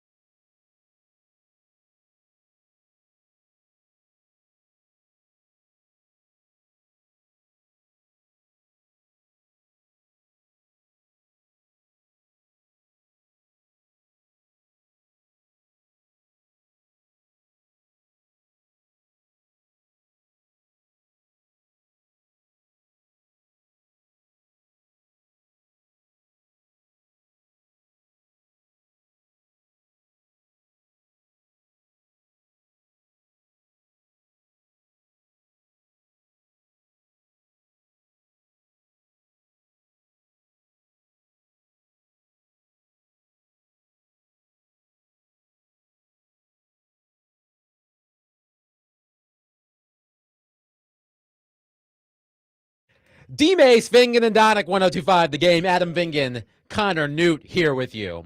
Having a conversation I had with someone the other day. Is Nashville mature enough of a sports market to handle an actual rebuild? And I do want to make one thing clear before we continue this conversation. We've got loaded phone lines. We'll get to them all and your text as well. 615-737-1025. I want to make one thing abundantly clear as we have this conversation. This is not a conversation about whether the Predators should rebuild or the Titans should rebuild. You can have your opinions on that. I think we're watching the Titans rebuild. Personally, just to get it out there, I do think that in the NHL, if you are not a legitimate Stanley Cup contender, you should be rebuilding, retooling in some fashion, and that includes the Predators. But this is not a conversation about should the Predators rebuild or not. That is a separate conversation. The conversation we are having is, can this city handle it if their teams went through an actual rebuild? That is the question I am trying to get the answer to. So 615-737-1025. Let's start with Thomas on our phone line. Thomas, thank you for calling. Please go ahead. What's going on, guys? How we doing today? Good, you? Oh, it's a little cold. We're hanging in there.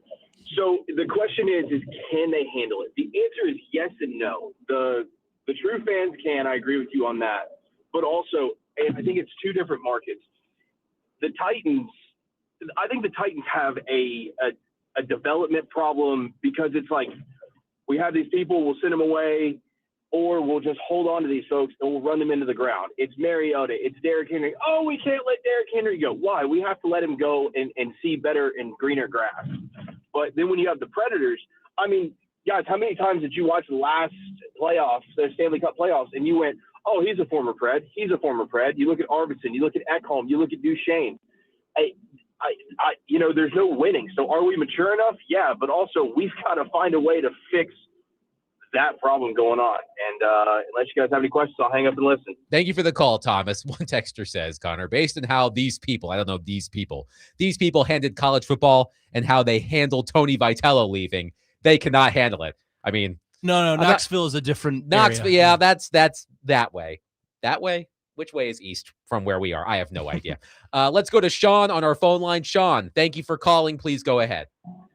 Hey, guys, no way. We're not mature enough, period.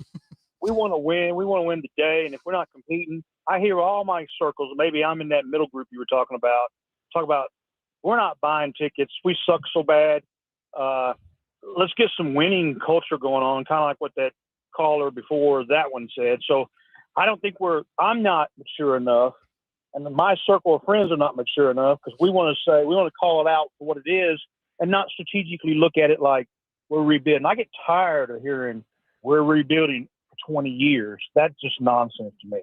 Thank you for the call, Sean. And look, one texter, I have to find it here. Let's see. One texter says, I'll check in with you in 2 years when you're complaining about attendance. And that is one thing that we talk about in these conversations, right? Well, if the teams stop winning, then people will stop going. Sports Business Journal had a story a couple of weeks ago breaking down the attendance of every NFL team this season. The Titans' attendance year over year fell 9.1%, which was by far the worst rate in the NFL. So Titans attendance went from roughly 65,000 in 2024 to under 59,000 in 2025. Now, some of that has to do with how bad the team is, and some of it has to do with Nissan Stadium, the current Nissan Stadium, pricing out, and just the lack of atmosphere and all of the construction going on over there and how hard it is to park. So I get that. Meanwhile, back in November, actually on November 26th, and I think this is so funny because that's the date where the Predators started winning again. Yeah. The Athletic had a story checking in on NHL attendance. And the Predators, based on their numbers, were in the tier 1 guaranteed sellouts tier at 100.5% capacity. And the authors wrote, quote, Nashville's attendance has remained surprisingly resilient despite being one of the worst teams in the NHL for a second consecutive year. Now, I can speak more intelligently about the Predators than I can about the Titans and the fan experience and the feelings of the fans and all of that. I commend Predators fans for their enthusiasm and just the sheer number of them who kept showing up last season and early this season when the team was bad. And that, I think, is why I think Predators fans specifically could handle it. Yeah. Again, this is not a conversation right now about should the Predators rebuild. My point is, I think that if the Predators decided to do it, which I don't think they're going to do, if the Predators decided to do it, I think their fans could handle it. I truly do. One texter says, if Nick Saban, meaning, minority owner of the Predators, Nick Saban, as we all know him as, yes, came out and said we need to rebuild, I think people would handle it okay.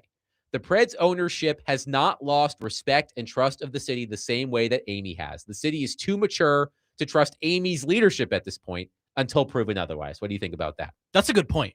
I don't think it would come directly from Nick Saban, because I don't know if I would take his, analytical expertise on hockey like I would football, but I understand what the point is.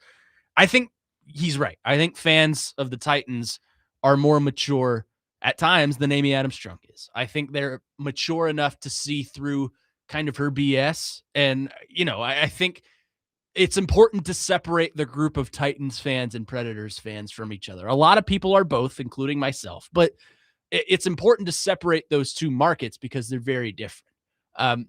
When you were talking about the Predators game day experience, I think part of the allure of the Nashville Predators in this city is the game day environment. Yes. I think they do a great job of combining hockey and sports with the entertainment that this town provides. So you have the band stage that plays every intermission.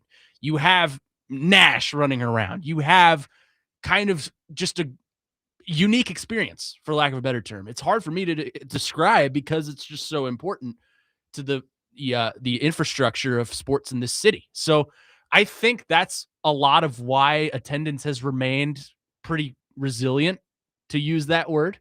It's also on a hat that they've sold before, I'm sure. So I think that's important to mention. But the way I'm looking at this is the true fans of the Predators, we'll use for instance, the true fans that dive through the analytics and watch every game and what have you. That group, I think, is mature enough to understand what a rebuild would be like and why it's happening.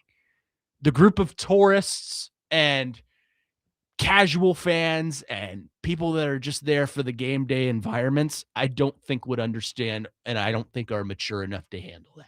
Joel on our text line says, I think most Predators fans want one thing, a Stanley Cup parade down Broadway. If we do it by a quote-unquote competitive rebuild, oh, that takes me back, or a several-year playoff drought to get generational talent, I think we can handle it. But if we miss on the high draft picks, it could definitely spiral into apathy and resentment. And look, there is that risk, right? Again, we're not this isn't a guarantee. Right. It's not a guarantee. I know the whole draft lottery. I get that.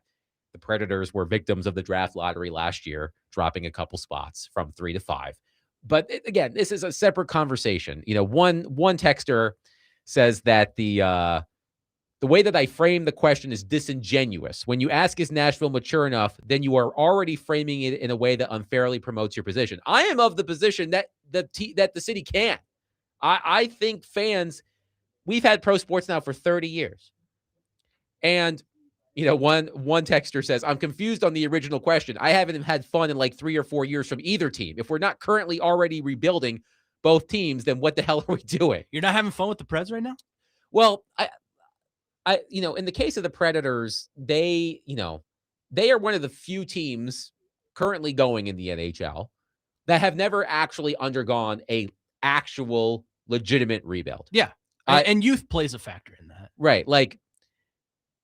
So this is my point. Again, I think that Predators fans, to use the word Predators again, I think that Predators fans would still show up. If Barry Trotz came on our show, like he does every Tuesday, and said, this isn't working, we're going to start selling off some pieces, we're going to get younger, we're going to fill the holes with capable veterans, not Steven Stamkos, and we're gonna see if we can redo this. He would say it more eloquently than that. Yeah, it'd probably be a 10-minute answer. But yeah, but that's why we love Barry. I think that fans would say, okay. I think there would be some fans that say, no, thank you, I'm not going to games. But I believe this city could handle it. Let's go to Dan on our phone line. Dan, thank you for calling. Please go ahead. Hey guys, absolutely. Thanks for taking the call. I would like to say that generally speaking, I think it's pretty much an objective thing to say that hockey fans are more mature than football fans. Can we just say that? That's why the environments are that much more family friendly. I think that's just an objective finding across the board. So in essence, as a virtue of that, it manifests, and I can say, yes, the fan base can handle it, is mature enough to do that. Number one. Number two, competitive rebuild, what a terrible term, but calculated rebuild, yes. And I think in the most recent hockey news, there was a very good point made about the fact that Bill Haslam is not his brother, Jimmy.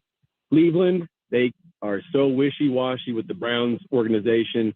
They are throwing whoever it is that they can put at the quarterback spot in there at all times. There's just no continuity. There's no real consistency, and they don't really have a clear vision, is what it seems like. However, Bill is different.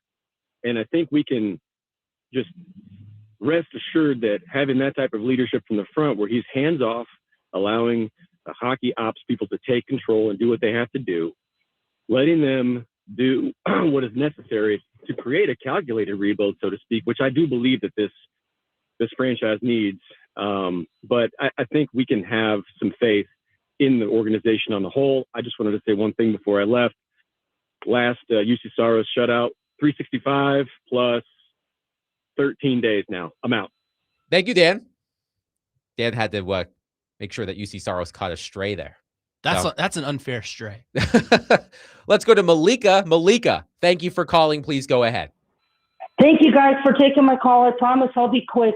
Yes, we could be mature if Amy Adams never let A.J. Brown go and hired the loser, Brian Callahan. Brian Callahan, you are a disgrace. Thank you guys for taking my call. Brian Callahan catching strays. What's going UC on Saros, right now? Brian Callahan. Callahan hasn't been the coach for 4 months. What's happening right now? Thank you for the call, Malika. I do appreciate how succinct you were, but man, people just catching strays. And I don't. And Amy Adams to be didn't fair, trade to AJ Brown. to be fair to UC Saros, he has been playing quite well recently during this stretch Yeah, of that's winning. why it's an unfair stray. Yes, 615-737-1025. Again, I contend that this city, you, the fans, are mature enough to handle a rebuild. But there is something else I do want to pose. We did get an interesting text that I do want to consider, and we will read that coming up next. 615-737-1025. Connor Newt, Adam Vingan, 1025 The Game.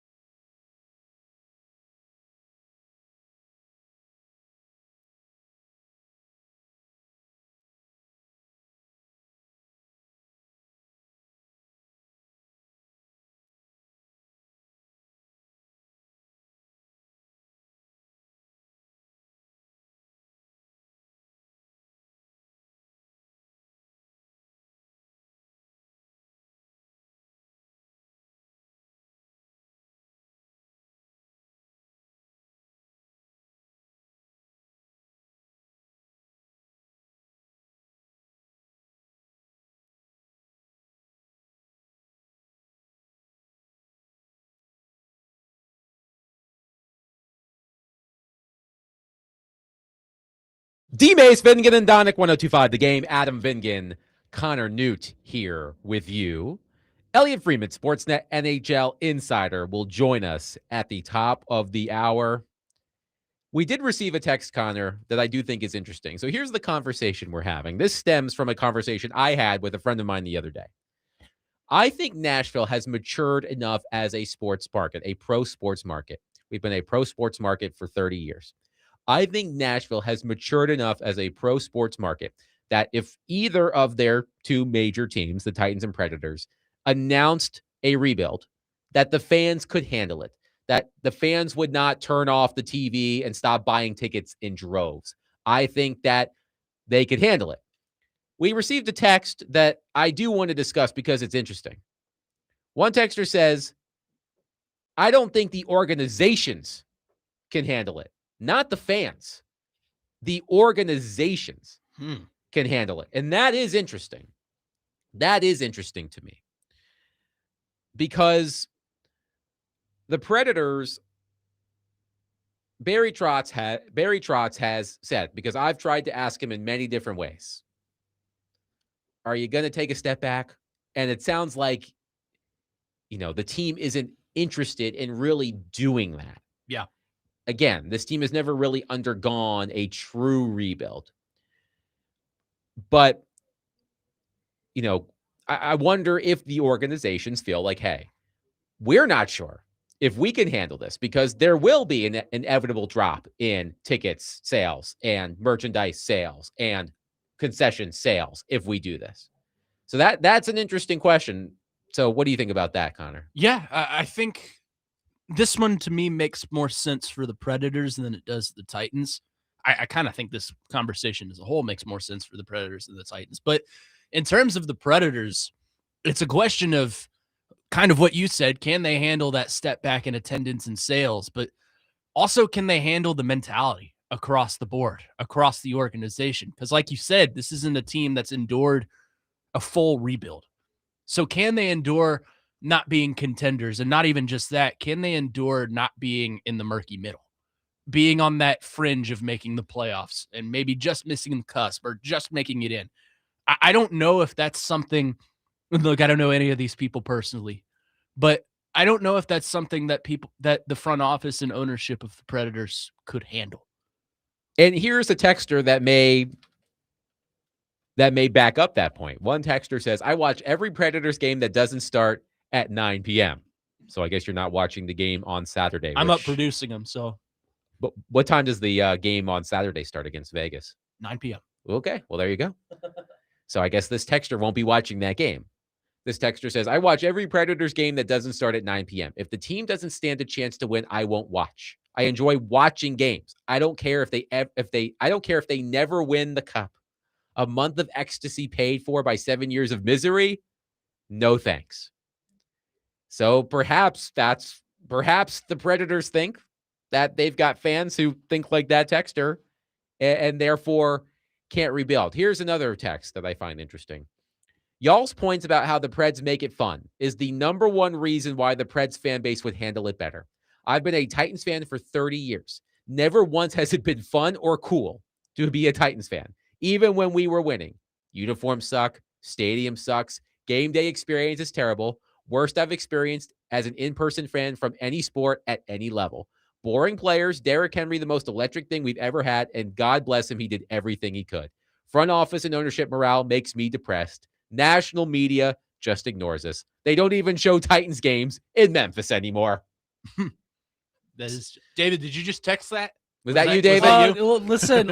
I'm not going to confirm nor deny what I've been texting. Also, I do want to give a shout out to Malika. She called back during the break to make it clear that she knows that Brian Callahan's been fired since October, and that he's a loser, and that he's a loser. God bless you, Malika. Yes, we appreciate you. Yes. So look, I'm catching a lot of heat on the text line right now because I've been accused. This is not the first time this week that I've been accused of having a loser's mentality because of my feeling on the Predators. And again, this is not that conversation. Like, so that y'all can know it if you haven't heard it. I will restate my position on the Predators. And when it comes to teams in the NHL in general, if you don't have a legitimate chance to win the Stanley Cup, I don't think you should be really trying to win the Stanley Cup. I think you should be retooling, rebuilding, whatevering to try to actually win the Stanley Cup. I've loved what the Predators have been doing over the past 7 weeks. It's been so much fun. I enjoy it. I know y'all enjoy it. It means we can talk about the Predators more, which I love to do. It's good for business. But I don't think the Predators stand a chance in the first round of a potential playoff series against Colorado or Vegas or even Edmonton, although they just beat Edmonton the other night. And I want the Predators to be good. Like, I want them to be a team, a force to be reckoned with, the way they were when I was covering the team, when they were going to the Stanley Cup final, winning the President's Trophy. Like, I like those teams had legitimate chances to win. So that's my viewpoint on the Predators. But this is not what we're talking about. We are talking about, by the way, the texter says, I will watch the 15-minute recap of the Vegas game on Saturday morning instead of staying up to 9 p.m. I mean, that's fine. I went to bed at like 9 o'clock last night, too. That's all right. I'll stay up and Connor will personally send you text messages. I'll forward him your number. Please don't. I already get enough text messages from people with the Preds as it is. Yes. Okay. But this is my point.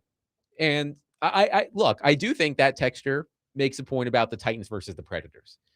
The Titans have been bad now for what, 3.5 years? When was that 7-game losing streak to end the season? Was that 2022? Yes. Okay. So it's been a while since the Titans have been winning consistently. And I understand the hesitance to trust the front office, and the game day experience, as that texture laid out, is bad. I've been to Titans games. Y'all have been to Titans games. It's not good. Hopefully it will be better when the new stadium opens.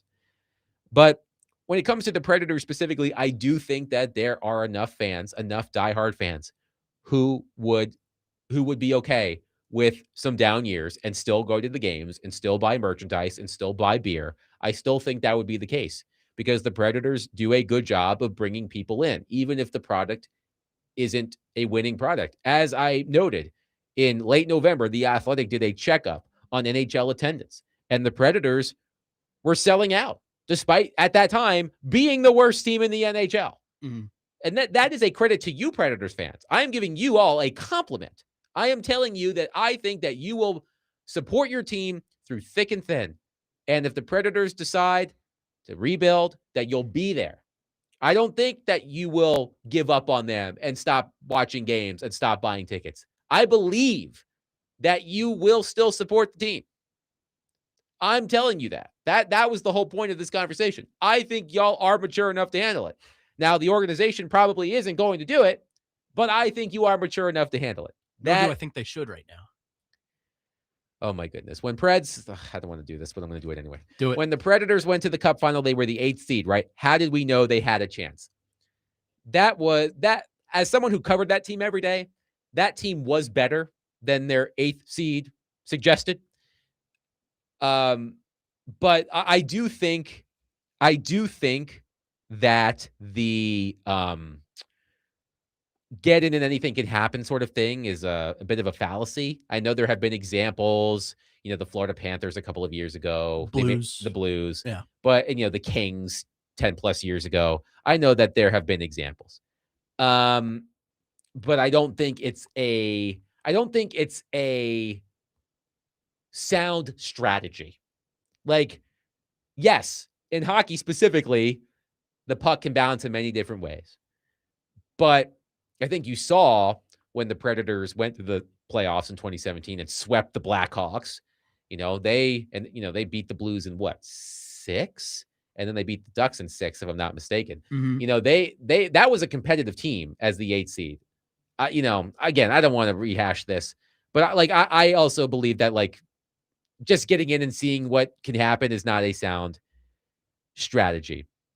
Sonny says, Adam, I mostly agree with you here on the Preds, but did people think the team that made it to the Stanley Cup final had a legitimate chance to win the Cup? Oh, I should have read this before I actually read it out loud. Hockey seems like the wild cards go far in the playoffs more than any other major sports. I mean, that may be true. One texter says, I grew up in New York as a football fan since both teams went into the tank at least a decade ago. My NFL viewership has gone down probably 70%. And look, there will be fans when your team is bad who stop watching. I get it. It was hard for me as a fan of sports to like care about sports during the COVID pandemic. Yeah. Like, this seems fake. Like, the Tampa Bay Lightning won the Stanley Cup in a bubble in like September. I'm like, is this real? Like, I know it was real to them. I know that Steven Stamkos has his ring and he loves it and all of that, but it kind of felt fake. Yeah.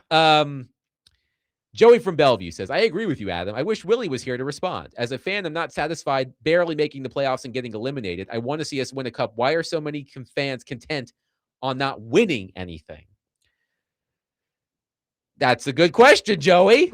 That's a good question. That's why I think it's important to separate the hockey group from the football group. One texter says, wait, aren't both teams rebuilding now? I've been going and waiting for it. I think the Titans are rebuilding now. They have to be. Yes, the Titans are rebuilding now. And the attendance took a significant dip. Again, 9.1% down year over year, the largest in the NFL. And the way that you build teams back up in the NFL is different than it is in the NHL. I mean, if Cam Ward was drafted number 1 overall in the NHL draft, we may not see him for a year or two. But I just want to make one thing clear. Okay, Chris from Clarksville. God, I feel like Sideshow Bob in that scene from The Simpsons. I just keep stepping on the rakes. I'm not trying to do it. Chris from Clarksville says, you're going to look like a real dumbass when the Predators make the wild card and win the first series. Well, Chris, if that happens, feel free to call and rub it in my face. I'm not afraid to be wrong, by the way. But that's not the conversation. But that's not the conversation. The conversation is, I think Nashville fans could handle it. Maybe the organizations can't. I don't know. One texter says, can you explain the anatomy of a rebuild? That's a different conversation. That's a different conversation. But it will require you to watch a bad product probably for a year or two, maybe more. Like what the Titans are doing right now. Right. But you hope that with the draft picks that the Titans have made, and they've got another high pick this year, number 4 overall. I mean, look, I don't think Chim Dike is the future of the organization, but they did draft an all-pro specialist in the 4th round. Right. Like, that's good, So, again, my general point is, and maybe I could have tightened up my argument a little bit. I acknowledge that, but it did get you all riled up, which is part of the, part of the Thank you for the ratings. Part of the equation here is, I think y'all can handle it. I don't think you need to watch mediocre or less than mediocre products and just be okay with it and be content with that. I think you want to win. I know you want to win. And I know I feel in my heart that if it required the teams in this market to be really bad, as the Titans have been, or the Predators, we thought they were going to take that step back. They ultimately didn't. I just thought you could handle it. Let's go to Ryan in Mount Juliet on our phone line. Ryan, thank you for calling. Please go ahead. Hey, I think if the true hockey fans could handle a full rebuild, this team desperately needs it. Something that to get one superstar like is in the league, like McDavid, something like that. The true hockey fans could. It's just you've had so many Preds fans that are been okay with just making the playoffs for so many years that they don't understand what it takes to actually be that superstar talent team that some of these teams are, like the Oilers and the Sharks upcoming can be. And it just needs to happen, and I hope it happens soon. I really do. Thank you for the call, Ryan. 615-737-1025. Good participation, everybody. Even though a lot of the participation was really mean to me. Or other people. Yeah. Like UC Soros and Brian Callahan. Malika, just straight up savage. Brian Callahan. A lot of you were mean to me, and that's okay. I love you guys. Well, most of you. You're lucky I don't have my laptop today. I would have gone after you. Some of you I can do without. But by and large, I love you guys. I love the participation. I love the passion. And that's why I think you can handle it. That's my point. 615-737-1025. Elliotte Friedman, Sportsnet NHL Insider, will join us coming up next. We'll talk about those Predators who have won 16 of their past 24 games, 2 big road games this weekend, Friday in Colorado, Saturday in Vegas. We'll talk about that and more with our friend Elliotte Friedman coming up next, 615-737-1025. Connor Newt, Adam Vingen. We are broadcasting from the Busy Bee Plumbing, Heating, and Air Conditioning Game Nashville studios, home of the $99 yearly Beehive membership, where the buzz is always about great service.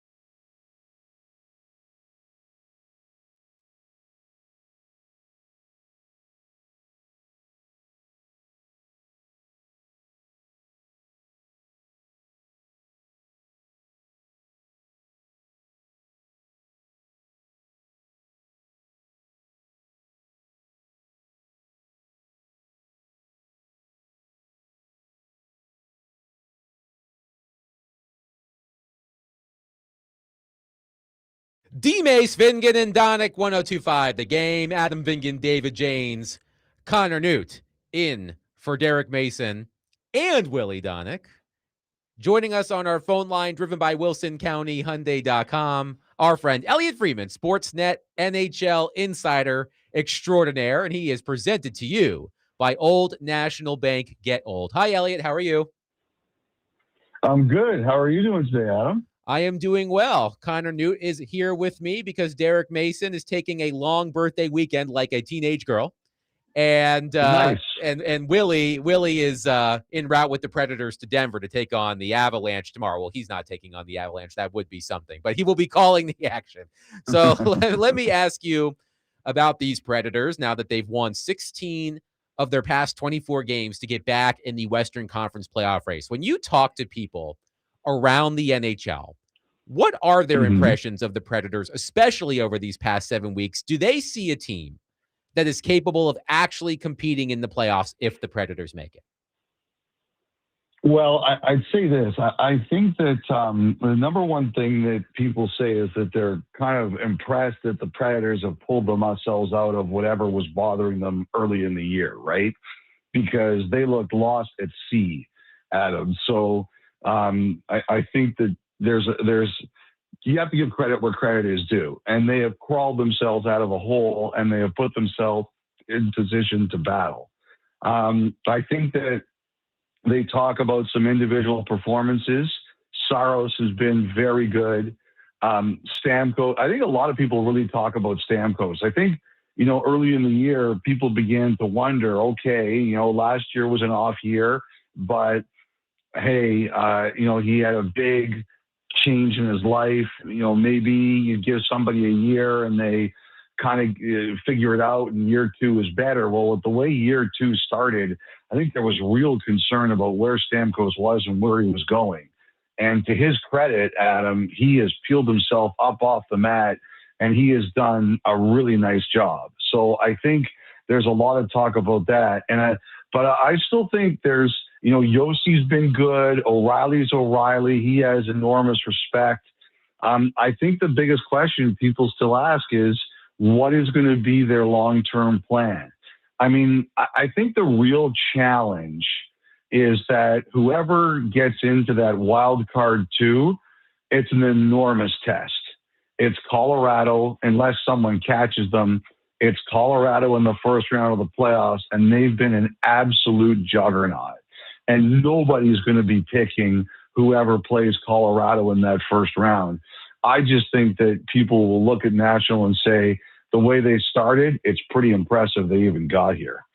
Let me ask you about those Avalanche because the Predators do play them tomorrow. They're having a fabulous season, unbeaten in regulation at home. Last I checked, they're on pace to match the Bruins of a few years ago for the most points in a regular season in NHL history. But we know what happened with those Bruins, Elliotte. They caught the Florida Panthers in the first round. We didn't know that the Panthers would become the Panthers at that point, but they lost in the first round after having an historic season. So do you see these Avalanche differently than you saw those Bruins?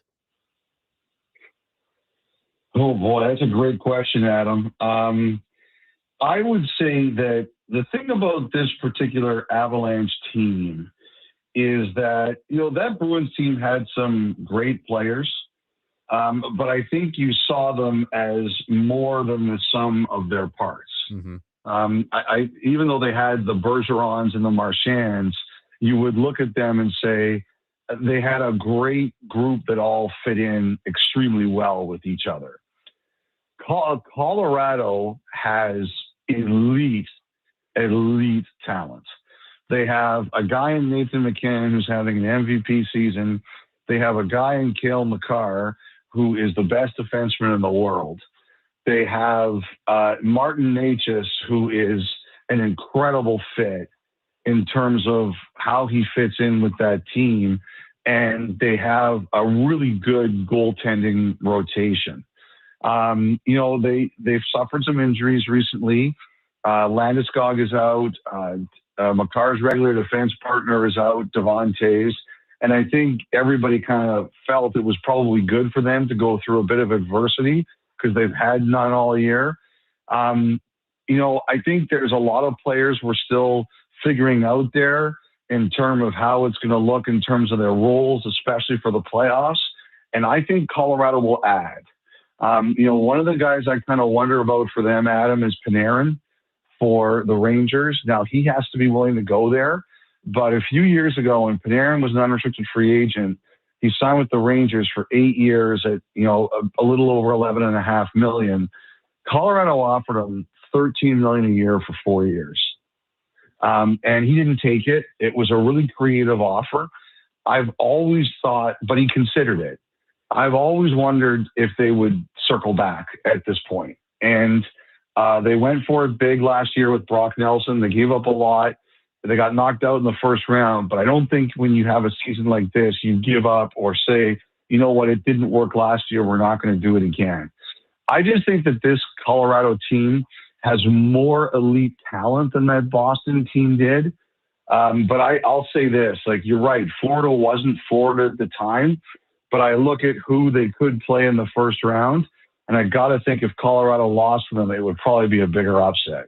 Elliotte Friedman of Sportsnet is with us on D-Mace, Vingan, and Donick. Elliotte, we have been heavy on John Harbaugh watch here over the past week. Now it's been, the Giants ultimately won out, although the Titans were reportedly in the mix. But it feels like now that Harbaugh is off the market, that was the domino that everybody was waiting for to drop. And now all of the other jobs will be filled. Along similar lines, which team or player in the NHL represents that first domino on the NHL trade market? Once that player gets traded, once that team starts making moves, maybe that gets more action going. There's a couple, I would say. I think the one name that we're kind of a lot of us are watching right now is Rasmus Andersson of the Calgary Flames, a defenseman. I think it's been made pretty clear that they would like to get this trade done before the Olympic break, which is the last day to make trades before the Olympic break is February 4th. So it's a little under 3 weeks today. I think that is one. And I think the team wants to make the trade too. I think the player wants to be traded before then. And I think he's one. I think Vancouver is another. And I'm beginning to wonder about the Rangers here and exactly how they're going to do things. I would have said earlier in the year, Adam, that the answer may be Nashville.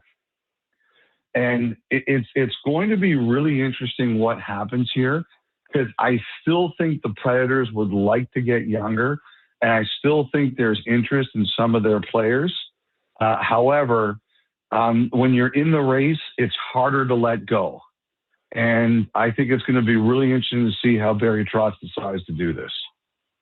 Talking to Elliotte Friedman of Sportsnet. Elliotte, you kind of played directly into what I was going to ask you. There are a couple guys on the Predators roster that I think have been key contributors for them this year, and they will be unrestricted free agents after this, and that's Michael Bunting and Eric Haula. I'm curious of your thoughts on the market with them, and are those two guys that you could see being flipped at the deadline or maybe wind up right back here in Nashville? I'm actually surprised you didn't mention McCarron.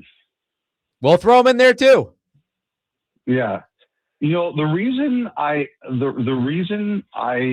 mentioned McCarron is that he's got the kind of profile that a lot of teams really like, especially playoff teams.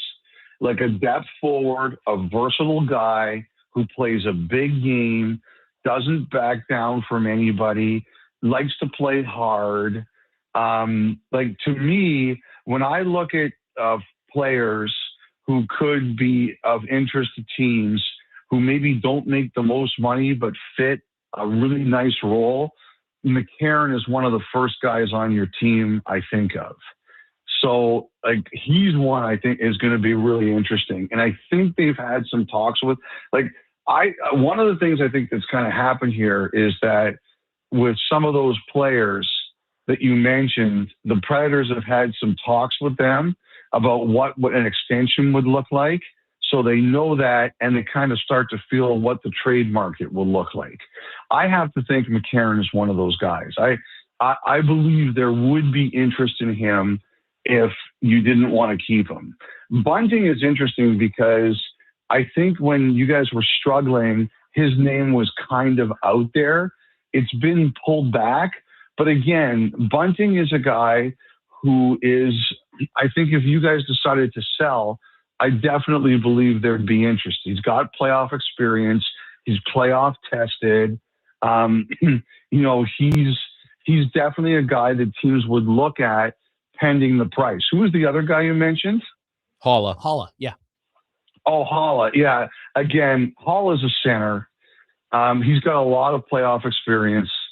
All of these guys, like the thing is, it's interesting here. Like if you're trading a rental, like these guys would be, you're hoping to get a first round pick or a good prospect. Like maybe you're getting a pick and a prospect, but you're sitting there saying, if you get a first rounder for a guy like that, or you get a solid prospect for a guy like that, you're really feeling good about yourself.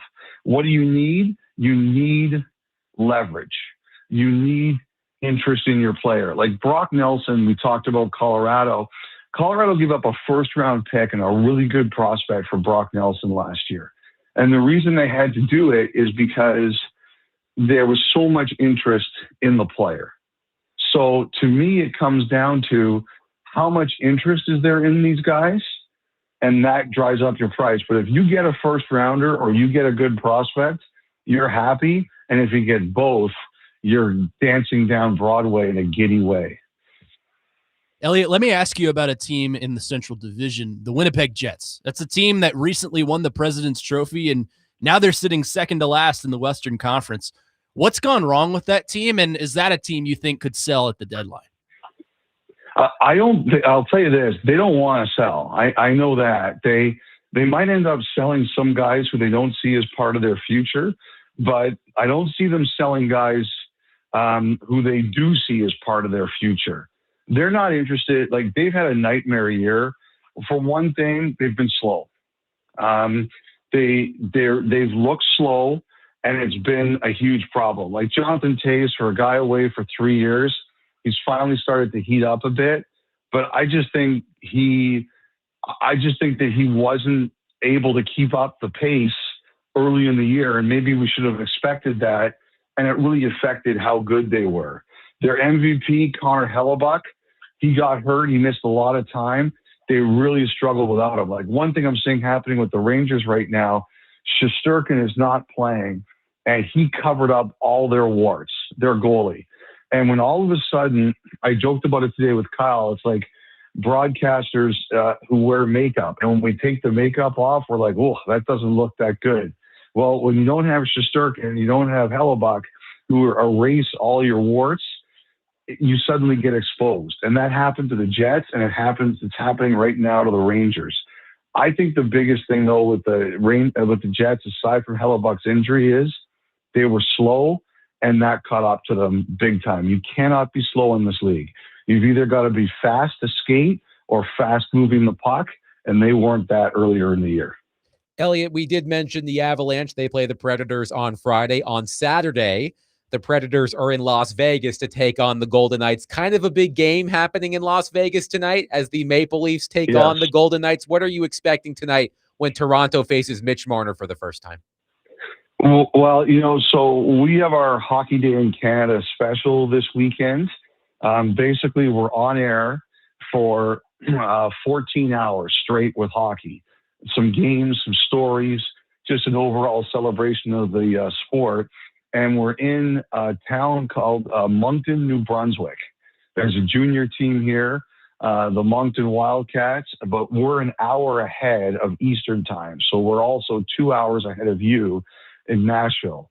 This game starts tonight at 10:30 local, and we're going to be watching it because it's a big deal. But the bigger one is next Friday. That's when Mitch Marner comes back to Toronto. And, I'll tell you, Adam, a bunch of the TV stations, including ourselves, and have asked for like a one-on-one with them. And I don't think it's going to happen. I that just tells you how emotional this is, how much noise there is. It's going to be really interesting to see what the reaction is to him. I don't know who you would compare it to in your history of sports in Nashville. But there are a lot of people, like, I think it's a real shame in the sense that he should have gone down as the best homegrown Maple Leaf ever. And he didn't. He left as a free agent this past year, and there's a lot of hard feelings. And I think tonight's going to be something. This is going to be a money on the board game. And for anybody who doesn't know what that is, money on the board means players on each team put like a number on the board. And they say, okay, if we win the game, this is how much I'm donating towards like a team dinner or party at the end of the year. And they use like the big ones. The biggest one I know about was somewhere between around $75,000. This won't be like that tonight, but it'll be a big one, and it'll be very emotional. But next week will be even crazier. I mean, you could win $75,000 easy at the craps table. I mean, that's where they could get that money if they wanted to. The closest comparison I could come up with, Elliotte, would be Shea Weber. That was a trade, but I know that there were hard feelings between Shea Weber and David Poile after that trade happened in June of 2016. When but I don't think there were hard feelings between Weber and the fans. Absolutely, right? You're absolutely right. Yes, Yeah. Absolutely right. Yeah, this one is what will be interesting is like we were talking yesterday. You have to do a video for Marner next week when he comes back. You have to, but like when Matt Sundin came back, he didn't know how the crowd was going to react. There was never a doubt in my mind they were going to cheer him. I honestly have no idea how this is going to go next Friday. Elliotte Friedman, Sportsnet NHL insider, has been our guest on D-Mace, Vingan and Donick. He joins us every Thursday during hockey season, and he is presented by Old National Bank. Get old. Elliotte, thank you so much for your time. Enjoy the Maple Leafs Golden Knights game tonight, and we'll talk to you next week. All right. See you next week, guys.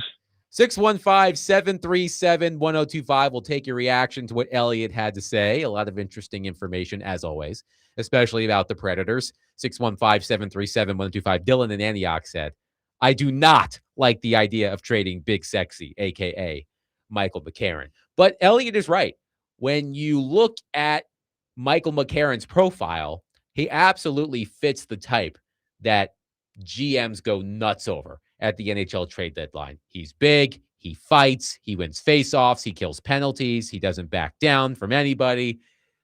I do wonder about Michael McCarron. I do think the Predator. I think there are Predators fans out there, but like Michael McCarron, you're not going to get anything of value from Michael McCarron. I think you would be surprised. I really do think you would be surprised, but we'll see. Yeah. 615-737-1025. We will revisit the fallout from John Harbaugh. Stiffen the Titans. He said, no, thank you, Amy Adams, struck Mike Borgonzi and Chad Brinker. You do not come to my house. We'll talk about where the Titans go from here coming up next. 615-737-1025. We are broadcasting from the Busy Bee Plumbing, Heating, and Air Conditioning Game Nashville Studios, home of the $99 yearly Beehive membership, where the buzz is always about great service.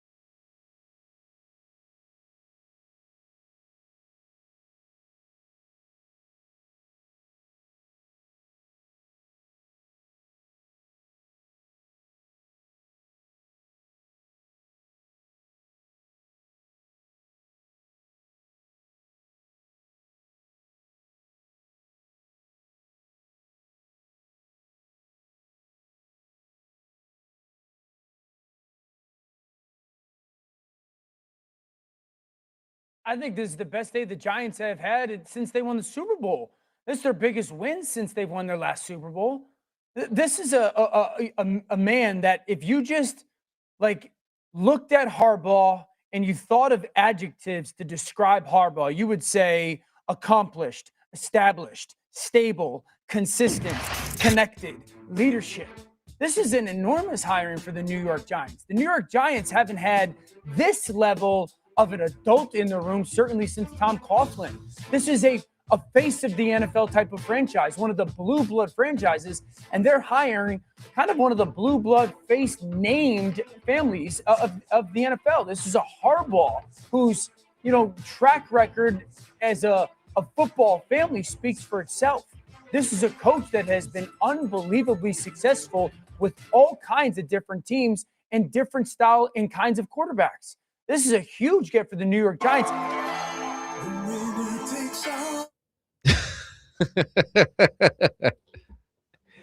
That was Dan Orlovsky on ESPN earlier today. This will be the Super Bowl halftime show I'm watching. The only one that I care about. Yes.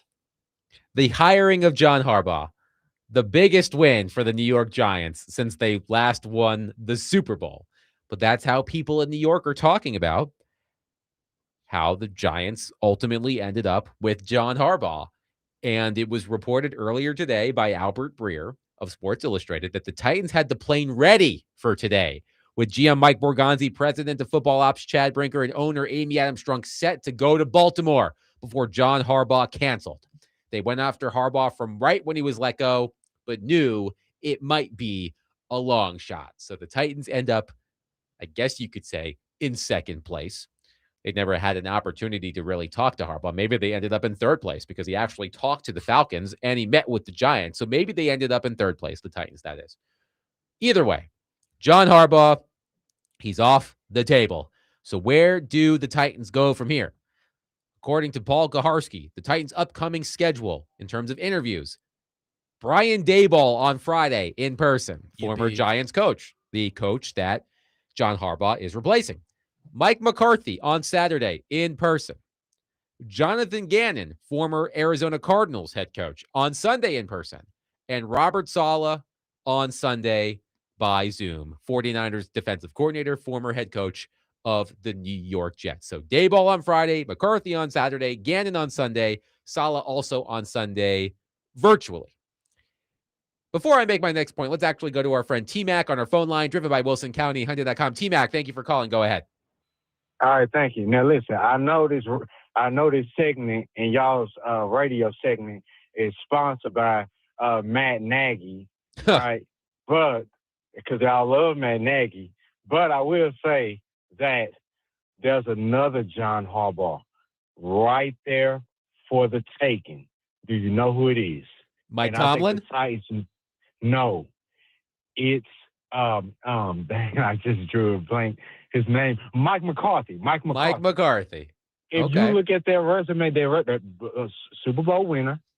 I think, matter of fact, the last few seasons Mike McCarthy was with the Cowboys that had 12-5 seasons.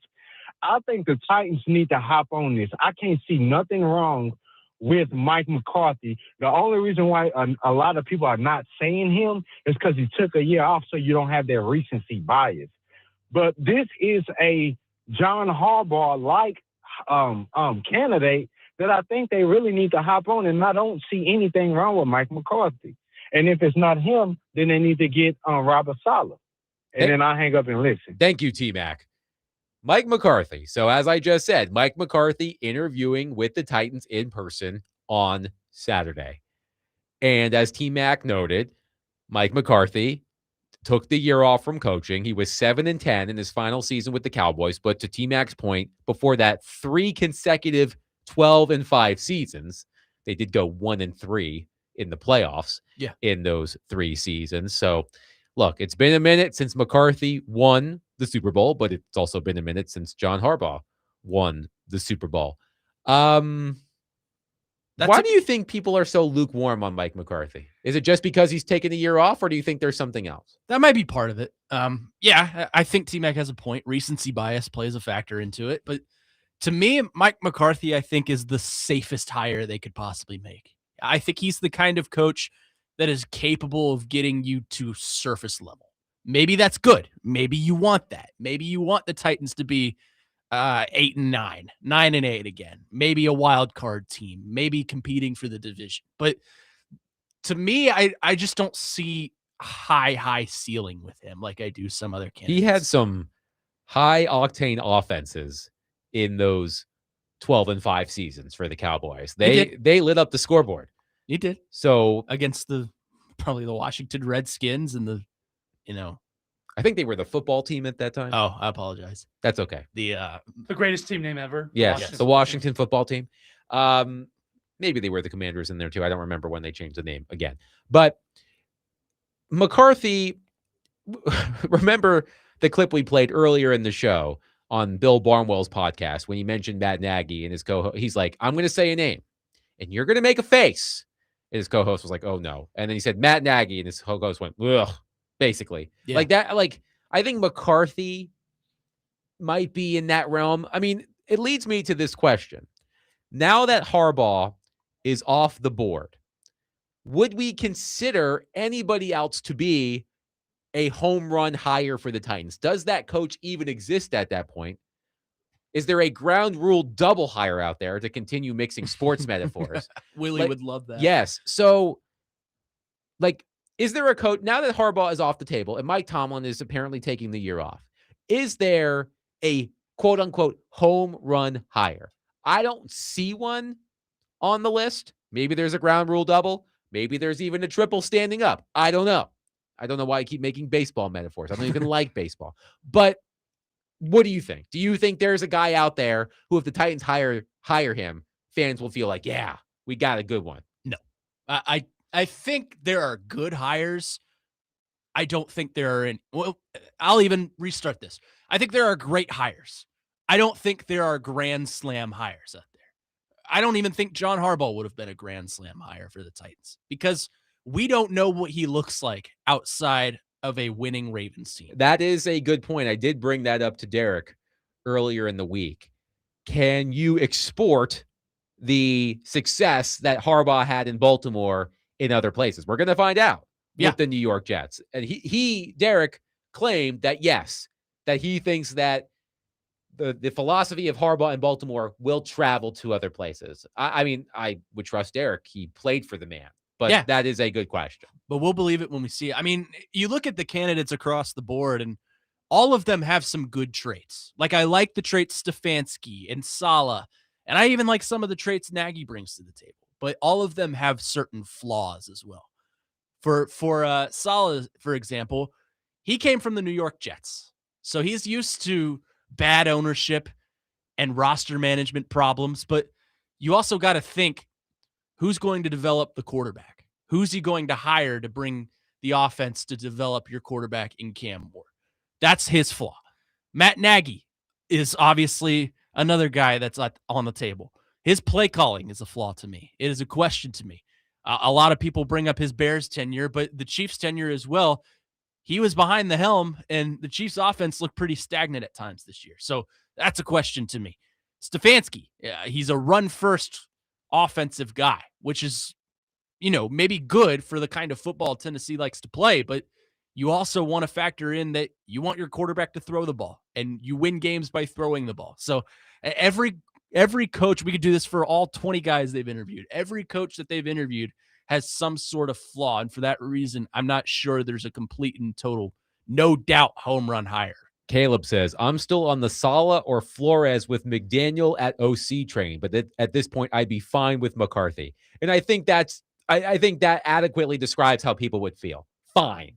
I think people would feel fine about Matt Nagy. I think people would feel fine with basically anybody else. Like, I got a closer look at that Mike McDaniel picture. First of all, he's wearing of course he's wearing a suit. He's interviewing for a job. But I always find it interesting when people wear suits on planes. Like, I know he's probably going right from the facility to the airport. Was it like a commercial flight? He was boarding a Southwest flight to Baltimore, it looked like.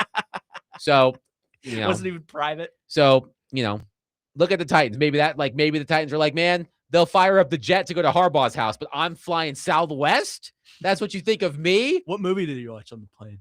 remember the Titans just to fire himself up? Maybe. I don't know what kind of movie. Maybe Clueless. Yeah, he seems like kind of a rom-com kind of guy. Yeah. Oh, for sure. Rom-com guy. I mean, Clueless is a fabulous film. Let's go to Dr. Locke on our phone line. Dr. Locke, my friend, what you got?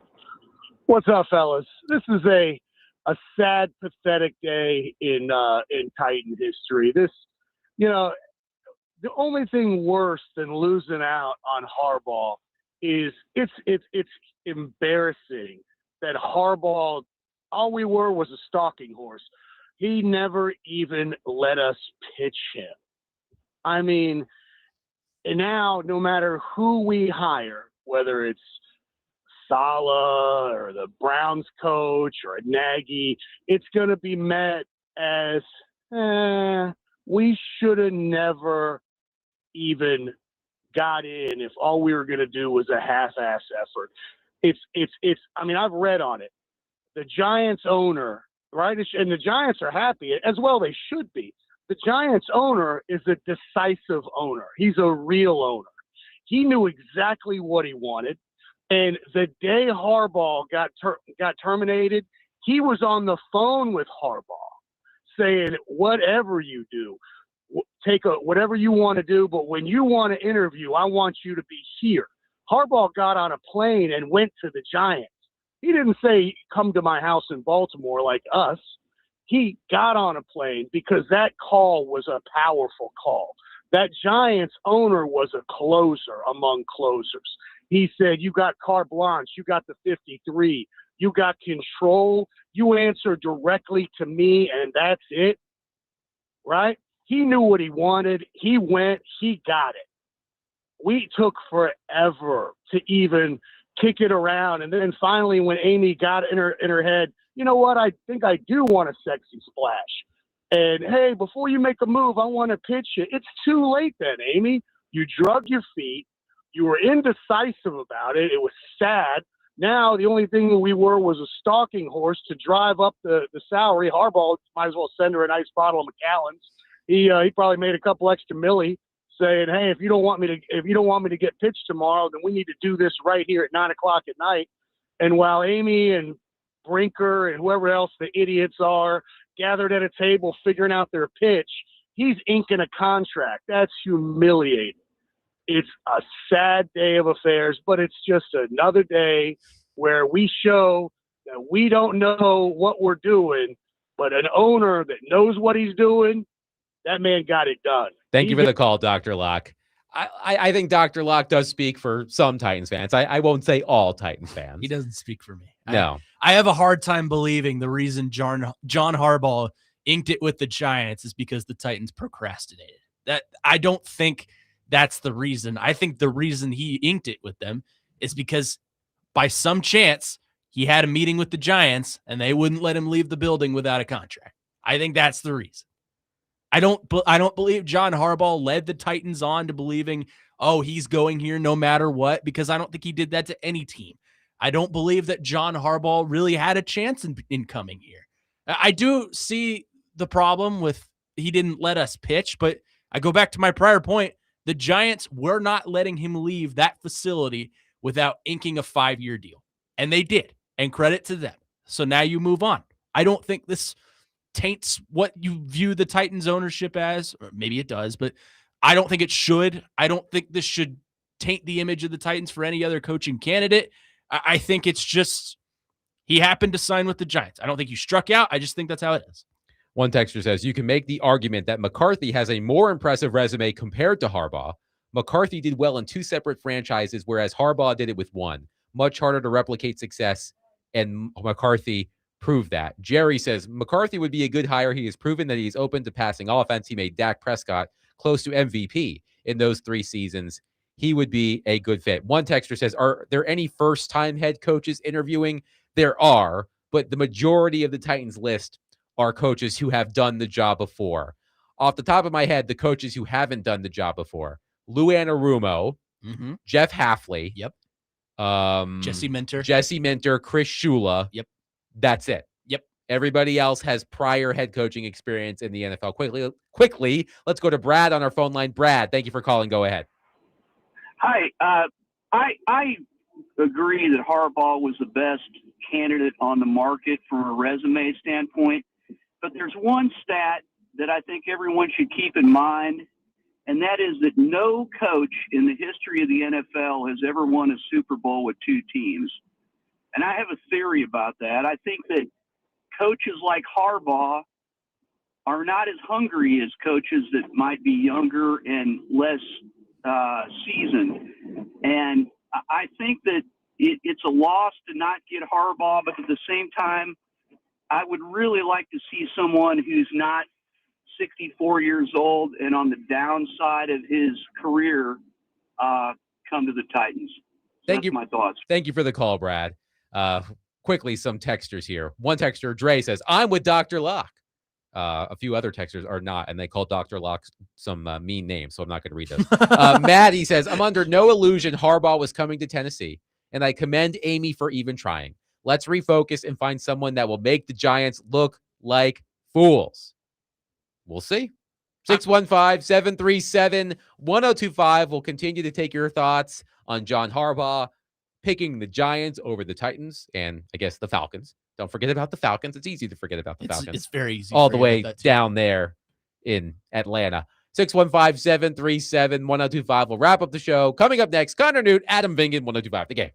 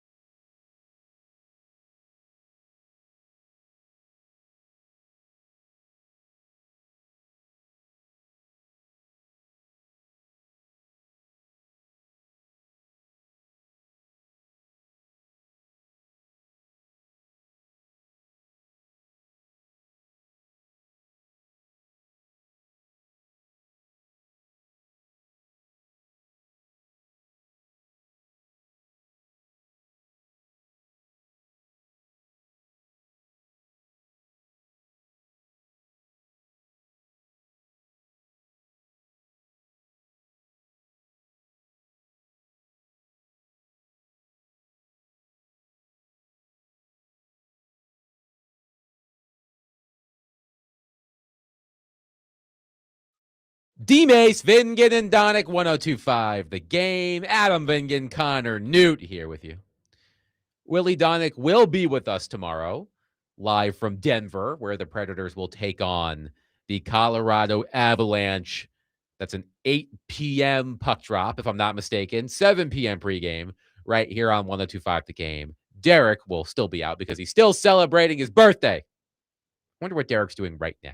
What do you think Derek's doing right now? He doesn't seem like the kind of guy to just go bar hopping in Miami, but No. I don't know. I mean, he's in Florida, right, David? That's what he said? I think so, yeah. Yeah. You know, Derek, you know, he's settling down now. He's not a young man anymore. Probably drinking like an Appletini or something. I could totally see Derek drinking an Appletini. Lying on the beach. Watching the sunset. You remember that banana boat that LeBron James was on? Yes. That's what I can see Derek doing. With Carmelo Anthony and Dwayne Yep. Wade, Chris Paul. right? Yes, Chris Paul, yep. I could see Derek Mason doing all of those things. I hope he's having a wonderful time. He deserves it. He does. He works deserves hard. it. I heard he called me a good boy yesterday, like I'm a dog. I did not. I must have missed that. I don't remember that. I don't remember him saying that either. No, I'll have to go back and listen. One texter says, the image of Titans ownership was solidified before today. You guys are too nice to Amy. Everything about this organization stinks. Well, too nice. We're too nice. We had someone call in and say she was hands off. Yes, we did have someone call in earlier and say she was a hands-off owner. So, I mean, Amy Adams Strunk is not the most popular person in our city, and I completely understand why. I don't see it the same way that our friend Dr. Locke saw it, that the Titans were too slow to get to John Harbaugh. And look, this is one of those situations where you are going to see it through whatever prism you want to see it through. We had some texters say, look, the Titans tried. The fact that they were even invited to Harbaugh's house shows that they were willing to make a commitment to pay him the type of money it would take to bring him here, even though they never got the opportunity to actually make the pitch. So you could see it through that prism. You could also see it through the prism of John Harbaugh never took the Titans seriously. He just used them as leverage. He has no respect for the Titans organization. It's a stain on the Titans organization. However you feel about the Titans is how you're going to view it. I'm not going to attempt to convince you one way or the other. But now the Titans move on. They've got more interviews piled up. Brian Daboll, Mike McCarthy, Jonathan Gannon, Robert Saleh. You know, it does feel like this process is going to move forward quite quickly now. I do feel like now that the Harbaugh stuff is out of the way, Tomlin's not coaching this year, it sounds like. Now I feel like the rest of the teams are going to start really ramping up the effort. So, like, would it shock you if a week from today we already have a new Titans head coach? No, because I think you put it perfectly, ironically, with Elliotte. Oh. It was the domino, yes. Right? You were waiting for that first big hire, and obviously John Harbaugh was the belle of the ball in terms of coaching candidates. So you were waiting for him to get hired. Now you're going to see, okay, who's going to move quickly on Stefanski next? And I think part of this is after this weekend, we'll only have 4 teams left in the NFL contending for a Super Bowl. So that opens up the possibility for a lot more coaching candidates to move relatively quickly. Like, let's say Seattle beats the 49ers. That opens the possibility for Robert Saleh to move pretty quickly here. There are other examples, Jesse Minter, for example, with the Rams. There are examples of that. So I think you're right, Adam. This is going to move a lot quicker than it has been now that the first domino has fallen. It's just a matter of who can act quickest, or who can act the quickest. Yeah, you nailed it. Let's go to Bob on our phone line, driven by WilsonCountyHunter.com. Bob, thank you for calling. Go ahead. Hey, just call about Harbaugh and the previous caller getting all angry about Amy and everything. Hey, look, the one thing that worried me about us getting Harbaugh, I was afraid he was going to bring Todd Monken with him. And between the two of them to sit Derrick Henry when they could have beaten the New England Patriots and sat in for basically the fourth quarter, I just wasn't sold on them being a great offensive mind to how to coach. I'm still up on Saleh or McCarthy. I want Saleh. Because what Saleh does with half his staff gone was unbelievable. Thank you for the call, Bob. Yes, Robert Saleh, that 49ers defense has been savaged by injuries, and Saleh's done a really good job. He is completely, he's what's the word I'm looking here for? He's revitalized There himself. it is. He's reshaped his image a little bit. Rehab. There it is. He rehabbed his image being the defensive coordinator for the San Francisco 49ers. One texter says, we overhype how crazy our owner is. The Ravens owner just fired Harbaugh over a car phone. I mean, look, when the team hasn't been when the team has been so unsuccessful, the owner's going to take a lot of heat. The Ravens have had their issues, but the Ravens have been the model of consistency in the NFL for quite some time. His press conference was hilarious, by the way. I did see the clip of him, of someone asking him if Tomlin would be a candidate for the job. That was funny. But they asked him, if your kicker had drilled that kick to beat the Steelers, would Harbaugh still be the coach here? And he goes, for another week, I guess. It was time. It was time, as David Janes will tell you. Quickly, before we get out of here, some sad news to report. Vanderbilt men's basketball no longer undefeated. They lost last night to Texas, 80-64. Vanderbilt suffered its first loss. A win would have given the Commodores their best start in program history, but they fall to ho-hum 16-1. There are now 3 undefeated teams left in the country, and it's quite the list. Arizona, Nebraska, and Miami, Ohio. I knew it was a group of 5 Yes. school. I just couldn't figure it out. Miami, Ohio. So in the high majors, there are only 2 undefeated teams left. Arizona and Nebraska. I don't think you would have ever come up with that in your wildest dreams. But I do think last night you saw for the first time this season a team take advantage of Vanderbilt's lack of size, which is the Commodores' biggest weakness. I believe the Commodores are the SEC's smallest team. So as they've been winning, I've heard a lot of not necessarily criticism, but skepticism of the Commodores about their front court depth and what happens if they get in foul trouble and their relative lack of size. And you saw that last night. I'm not going to even attempt to pronounce the name of Texas's 7-footer, but he had 22 points on 7 of 9 shooting. So we'll see how the Commodores bounce back. If I'm not mistaken, Connor, they've got Florida at home on Saturday, and that's going to be tough because Florida, they're heating up. Florida's been playing better. They're 12-5 on the season. They just blew out Tennessee. So that will be tough. I mean, kudos to Texas. Texas has passed 2 wins at Alabama and home against Vanderbilt, against the top 2 teams in the SEC. They will be ranked come Monday. Texas, really impressive. But I was sad to see Vanderbilt go down last night. So what do you, as someone who watches the SEC closely, as a fan of the Wildcats, what are your thoughts on Vanderbilt? I think it was I don't want to just disrespect Vanderbilt, but I think it was their toughest road challenge so far. And yeah, for sure. I think they came up a little bit flat. It showed that they do have off nights when they're not playing, University of New Orleans. That's no disrespect to them. I'm just joking. But the SEC is a tough league. It's not nearly as good as it was last year, but it's still arguably the best league in the nation, top to bottom. So any given, I guess not any given Saturday because it's not football, but Wednesday, any given Tuesday, Thursday, Wednesday, or Saturday, yes, that you could fall victim to the trap of the SEC. But what this does, it gives you an opportunity to go compete with a better SEC team at home on Saturday. Florida is a team that has been heavily tested this season, playing a lot of great games in the non-conference, and they've started off conference play with the ground running. So it's going to be a fun one on Saturday. 2 really fun teams, 2 fun offenses. I will definitely be locked into that one. That'll do it for us today. Connor will be back with us tomorrow as well. Willie Domick will join the program as well, live from Denver, Colorado, where the Predators will take on the Avalanche tomorrow night to start a quick 2-game road trip back-to-back Friday and Saturday. So we'll be glad to have Willie back. Connor, thank you so much for sitting in with me. Great show, great participation. I love your passion, even if it means sometimes calling me names. That's okay. Most of you. Yes, most of you. It's part of, we get hazard pay, I think, and that, Chase, if you're listening.